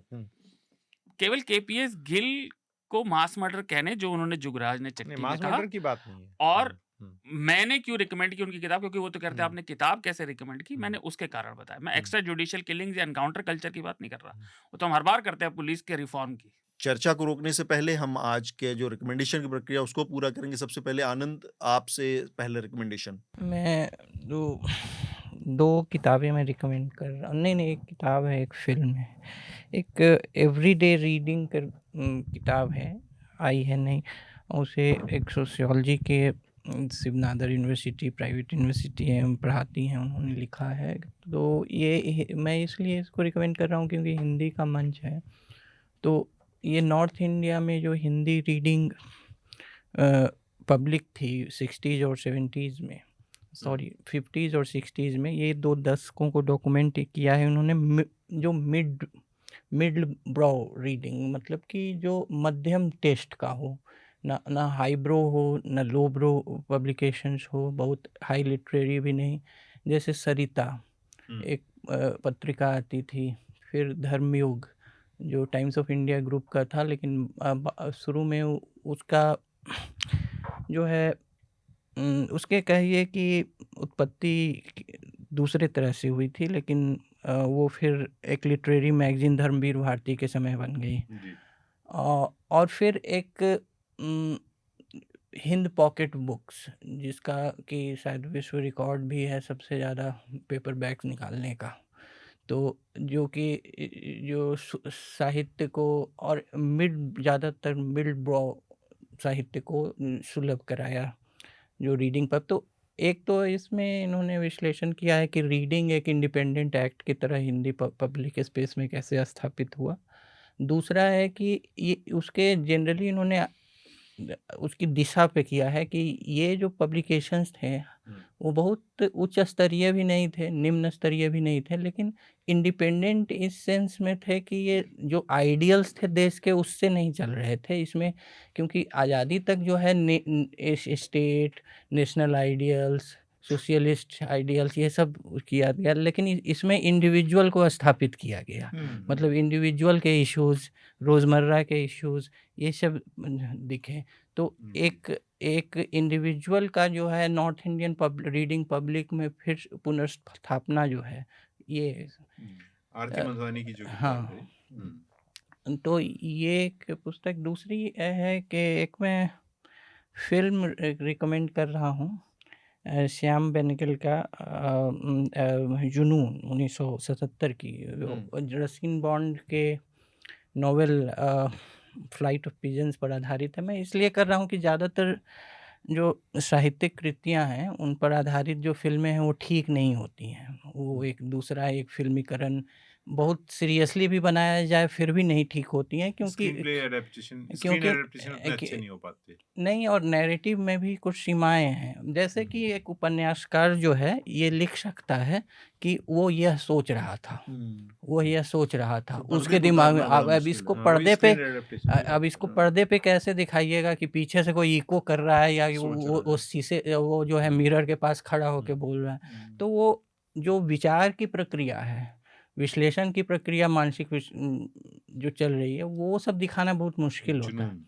लेकिन ये film चूँकि ये थोड़ा मेलोड्रामेटिक भी है, श्याम बेनेगल की अन्य फ़िल्मों से थोड़ा अलग है। मेलोड्रामेटिक इन द सेंस ये 1857 के विद्रोह के पृष्ठभूमि पर है, लेकिन इसमें कुछ किरदार हैं। और ख़ासकर मैंने इसका एक ऑबिचुअरी जो श्याम बेनेगल का लिखा था, उसमें इन्होंने जो लास्ट सीन को डायरेक्ट किया है, वो कई मामलों में रस्किन बॉन्ड ने जो अपने उपन्यास में लिखा है, उससे बहुत दूसरा इंटरप्रिटेशन किया है। वही इंटरप्रिटेशन लेकिन ज़्यादा पावरफुल किया है। और एक ये रेयर ओकेज़न है जब फ़िल्म मेकर जो है नॉवेलिस्ट के स्टोरी टेलिंग पावर पे थोड़ा एज ले जाता है। राइट। और उसके कारण है, आप शायद कोई देखेगा तो समझेगा। ऐसे श्याम बेनेगल जनरली एक मुझे लगता है कि एड फ़िल्म मेकर थे, ब्रीफ जो एक ब्रीफ पे काम करते हैं, वो उनका जो मंथन हो अमूल पे या डिस्कवरी ऑफ इंडिया पे